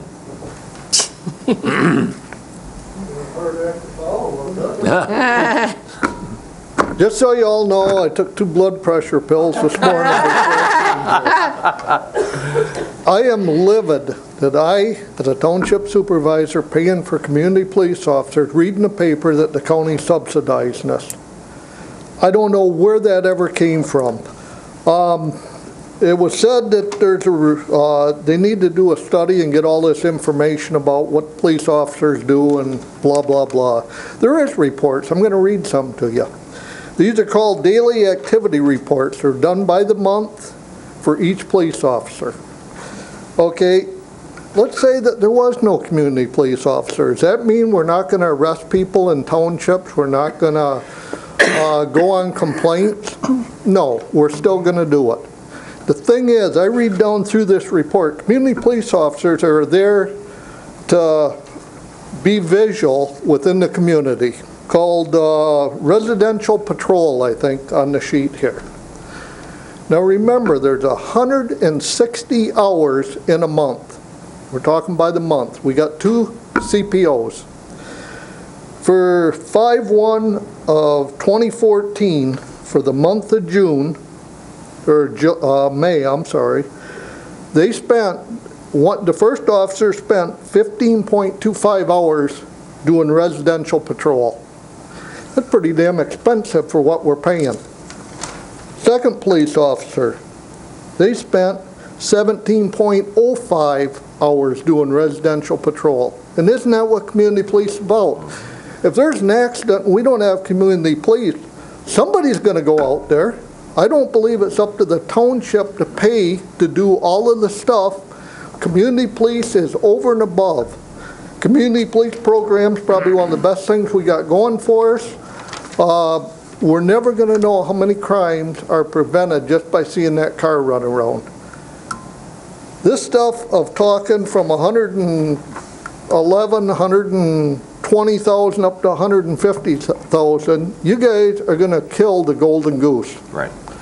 I think that the townships, and I've only got 2 CPOs. The next gentleman up here is probably gonna have a lot more to say. And we're paying for those CPOs to go out and write tickets, do what they do. Come to find out, each one of them's generating $20,000 back to the county on my dime. I'm really upset that nobody came to the townships and said, let's sit down and talk about this. The townships are paying their portion for 15 hours apparently per month. I would think that the decency would be to get with the townships and sit down and everybody discuss it rather than reading it in the newspaper. Thank you. Thank you. Chuck?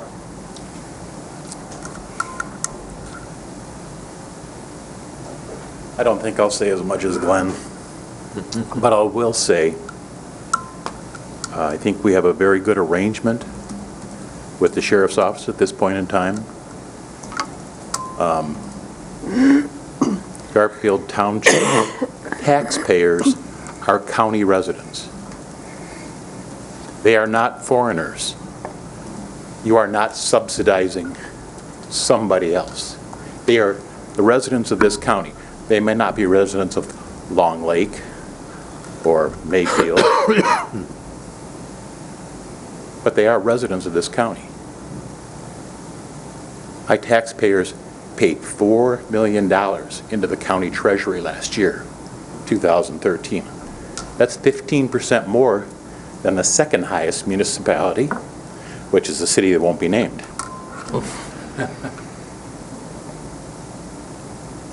We appreciate the relationship.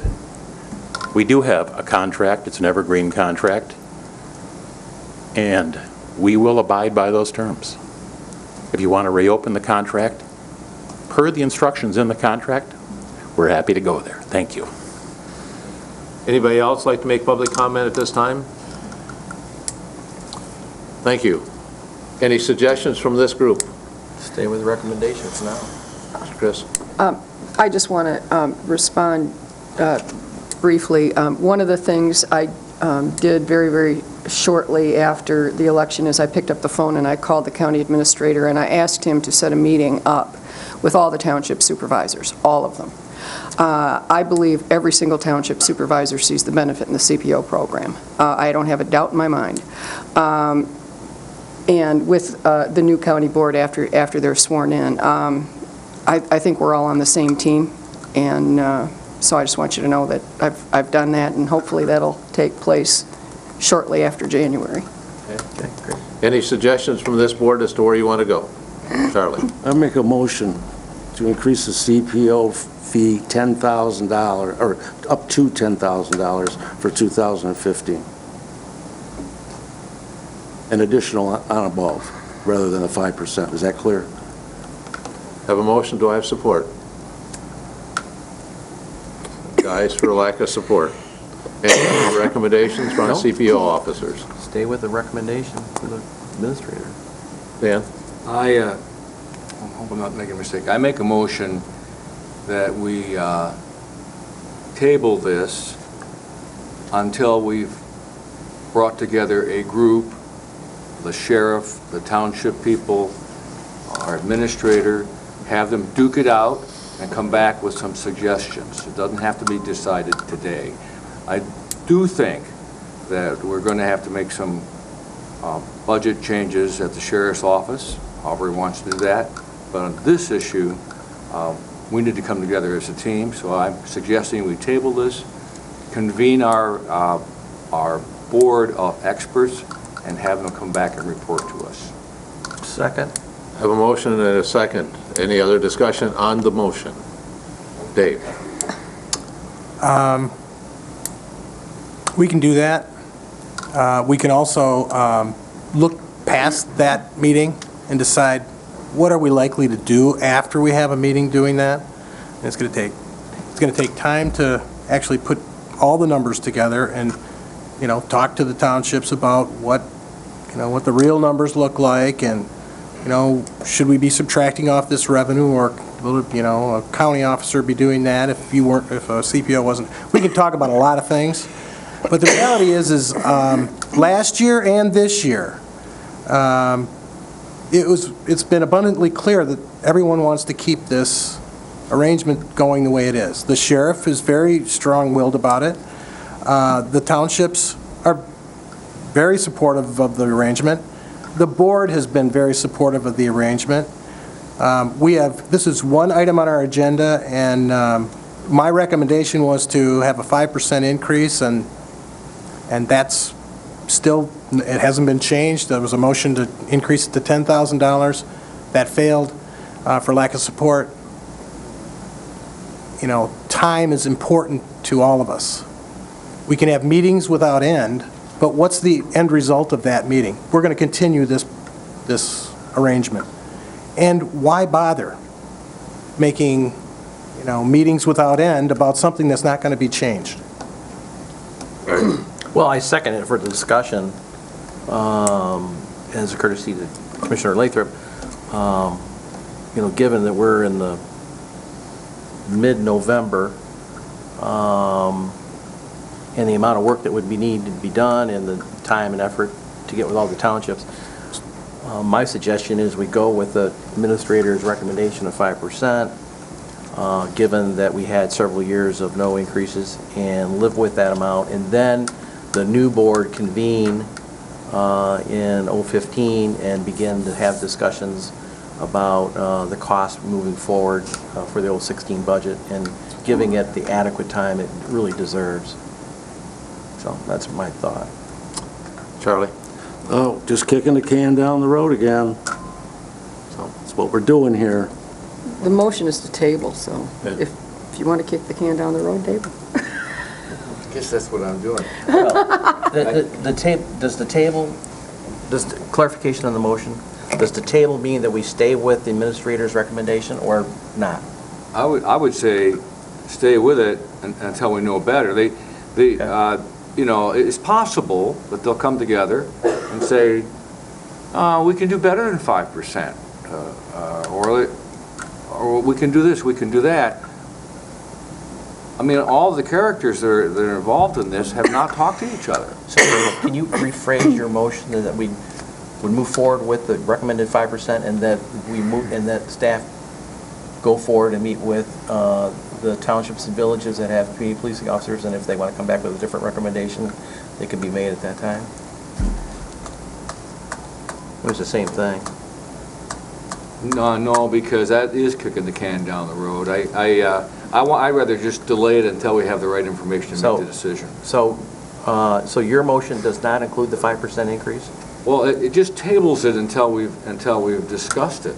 Because if you can't make a decision till April of next year, then you're not getting that 5%. Well, how long does it take to meet? How much time does the administration got? Information. They're behind the 8 ball already. So You have to adopt the budget sooner or later. yeah. I mean, you have to, and in this case, your budget contains a 5% increase in CPO revenue. It's been like that since it was recommended. I don't see that changing between now and the end of the year. You've got a long list here, and you spent 45 minutes on an item that's not going to change. And it's probably not going to change next year either. In my personal opinion, because I've been listening to this board, and I'll probably hear the same thing from the next board, because they're much like the first, this board, as far as their relationship with townships and the way they want to, their commitment to public safety. Nothing's going to change. So, any more discussion on the motion? Well, if the motion is, to clarify, the motion is not to move forward with the 5% recommendation, then I want to be specific on that. You tell me. My motion, I thought, was to table the concept of the 5%, convene a board of experts, have them duke it out and get back to us ASAP. So we have the information to make the decision. Yeah, my concern is that we don't have the time. Okay. Yeah. So are you withdrawing your second? Just Yeah, I call the would- motion. Just I call would- the motion. I would withdraw my second. Do I have another, I have a motion on the table, do I have another second? For the sake of discussion, I'll second it. We already had the discussion. Is that what we're doing? Okay, so we've had enough discussion, if we don't mind.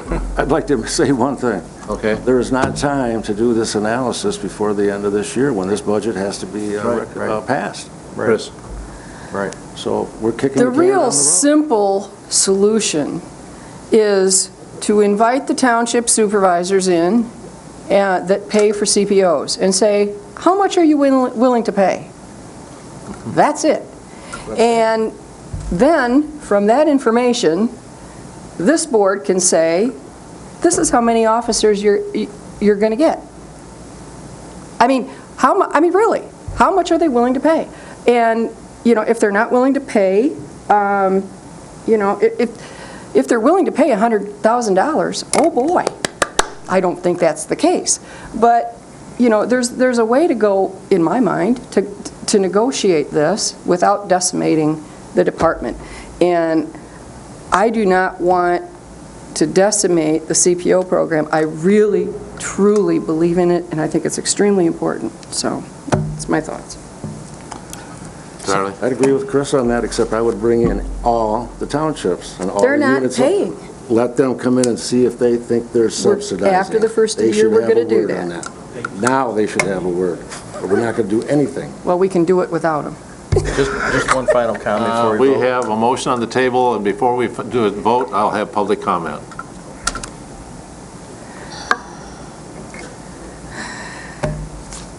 We're going to do a duet. We have done our budget. We're preparing to adopt the budget soon. It includes a small increase for Sheriff's Department. So if you bill us more than we've budgeted, we're still going to have a conversation somewhere down the road. I'm very happy to talk, but again, let's start from the contract itself, please. If you want to, contracts, sometimes known as covenants, give people a reasonable expectation on how to budget, where your money's going to go. When you just throw those out and willy-nilly increase things 30, 40, 50%, you lose all faith. And contracts are here to provide stability and some clarity in our expenses. Let's use the contract as a starting point. Thank you. Glenn? Yes, I guess, Christine said, let's ask them what they're willing to pay. What I would ask the board to do is get those reports from the Sheriff Department. Go down through the list of hours that are put in by each CPO and take a look at how much of that stuff the Sheriff Department's going to do whether they were CPO officers or not. Then take a look at how many hours they actually spend doing, quote, CPO type work. And then let's look at the amount of money. I think that, and it just really irritates me when I hear somebody make the statement that the county's subsidizing the townships. I think if you break those numbers out and they've got all the reports, you're going to look, and just like I read off to you, 16 hours in a month is what they're doing residential patrol, which is what CPO officers are. East Bay isn't obligated to go out and present arrest warrants and have somebody go out and arrest somebody. That all falls under the Sheriff Department. I just don't want to see this program ruined. It's an excellent program. We got excellent officers out there. And something else, the part of trying to find good officers, how many people would leave another department when they look at the turmoil up here? You don't know from one year to the next if they're going to cut officers or what. How many people really want to take that chance on a job? Just all that stuff has to play together, and I'm glad that we're going to sit down and talk about it. Thank you. We have a motion on the table. I want to call for a roll call vote. The motion is to table the CPO 5% and look at and get a the committee together and come back with a recommendation. Motion, go ahead, Bonnie. Rennie? Yeah. Thomas? No. Wheelock? No. Inman? No. Lathrop? Yeah. Max Bauer? Yes. Lemko? No. Motion fails. Mr. Chairman, I would move to raise the CPO copay to the townships for the 2015 budget by 5%. Second. I have a motion. Seconded? Inman. Any other discussion? All those in favor say aye. Aye. Opposed? No. No. Roll call, please. Thomas? Yes. Wheelock? Yes. Inman? Yes. Lathrop? No. Max Bauer? No. Rennie? No. Lemko? Yes. Motion passes. So, okay, now, it's 12:15. It's lunchtime. How far do we want to go? Do you want to continue working on this? Do you want to take a small break? How do you want to handle it? Sonny? Mr. Chairman, this special meeting was scheduled while I was out of town. I had business commitments this morning and this afternoon. I knew nothing about this meeting until I got home and read my tablet last night. I will simply have to leave here. I have commitments that I have to make that I cannot continue. Yeah, I've got it I apologize for that, I got it but from 1 o'clock this was scheduled while I was out of town. I knew nothing about it until I got home last night and read my tablet, so I Welcome simply home. have to I leave. got 2 minutes from 1 o'clock before. Okay. With that in mind, do we want to carry on this meeting at a later date? Yep. Yes. Yes. We have no And what budget. date would you like? I would ask that this be scheduled in the evening, not in the middle of the daytime. It's just about kills me. How to about do this. Saturday? That's fine. How about not? I can do Saturday easier than I can do in the middle of the day during the week. Everybody want to do Saturday, the 22nd? That's this coming Saturday? It's fine, I'm not Fine going to be with here, me. but it's fine. You're not going to be here? I think we all need to be here. You've got to be here. I can't. Yeah, I mean, All right. what can we do then? Can't do. How about Friday? Sunday? You can do it- Thursday You can do evening? next Tuesday, next Wednesday, Thursday. Next Tuesday is our Board of Commissioners meeting. It's a board commissioners on Tuesday? Yes. at 6 Because of o'clock. Thanksgiving. Wednesday's all- Thanksgiving. Wednesday's just totally open.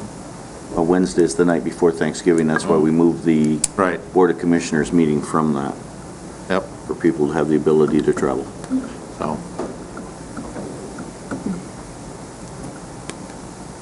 Looking for a date. So am I. Mr. Chairman, I would suggest that everyone come to tonight's Board of Commissioners Ways and Means meeting with available dates that they could possibly meet no later than the week after Thanksgiving. I think trying to get anything in next week with the short week is going to be very difficult. I agree, So that would be the first week in December. I agree. I know we're I know we're pushing it out. We have a recommended budget. The recommended budget is balanced. How's everybody's We can adopt schedule it, for we can always December amend it. 1st? In the evening? Do you know- That's a Monday. What day is that? First? That's December Monday? 1st is open. Yeah, I can do it.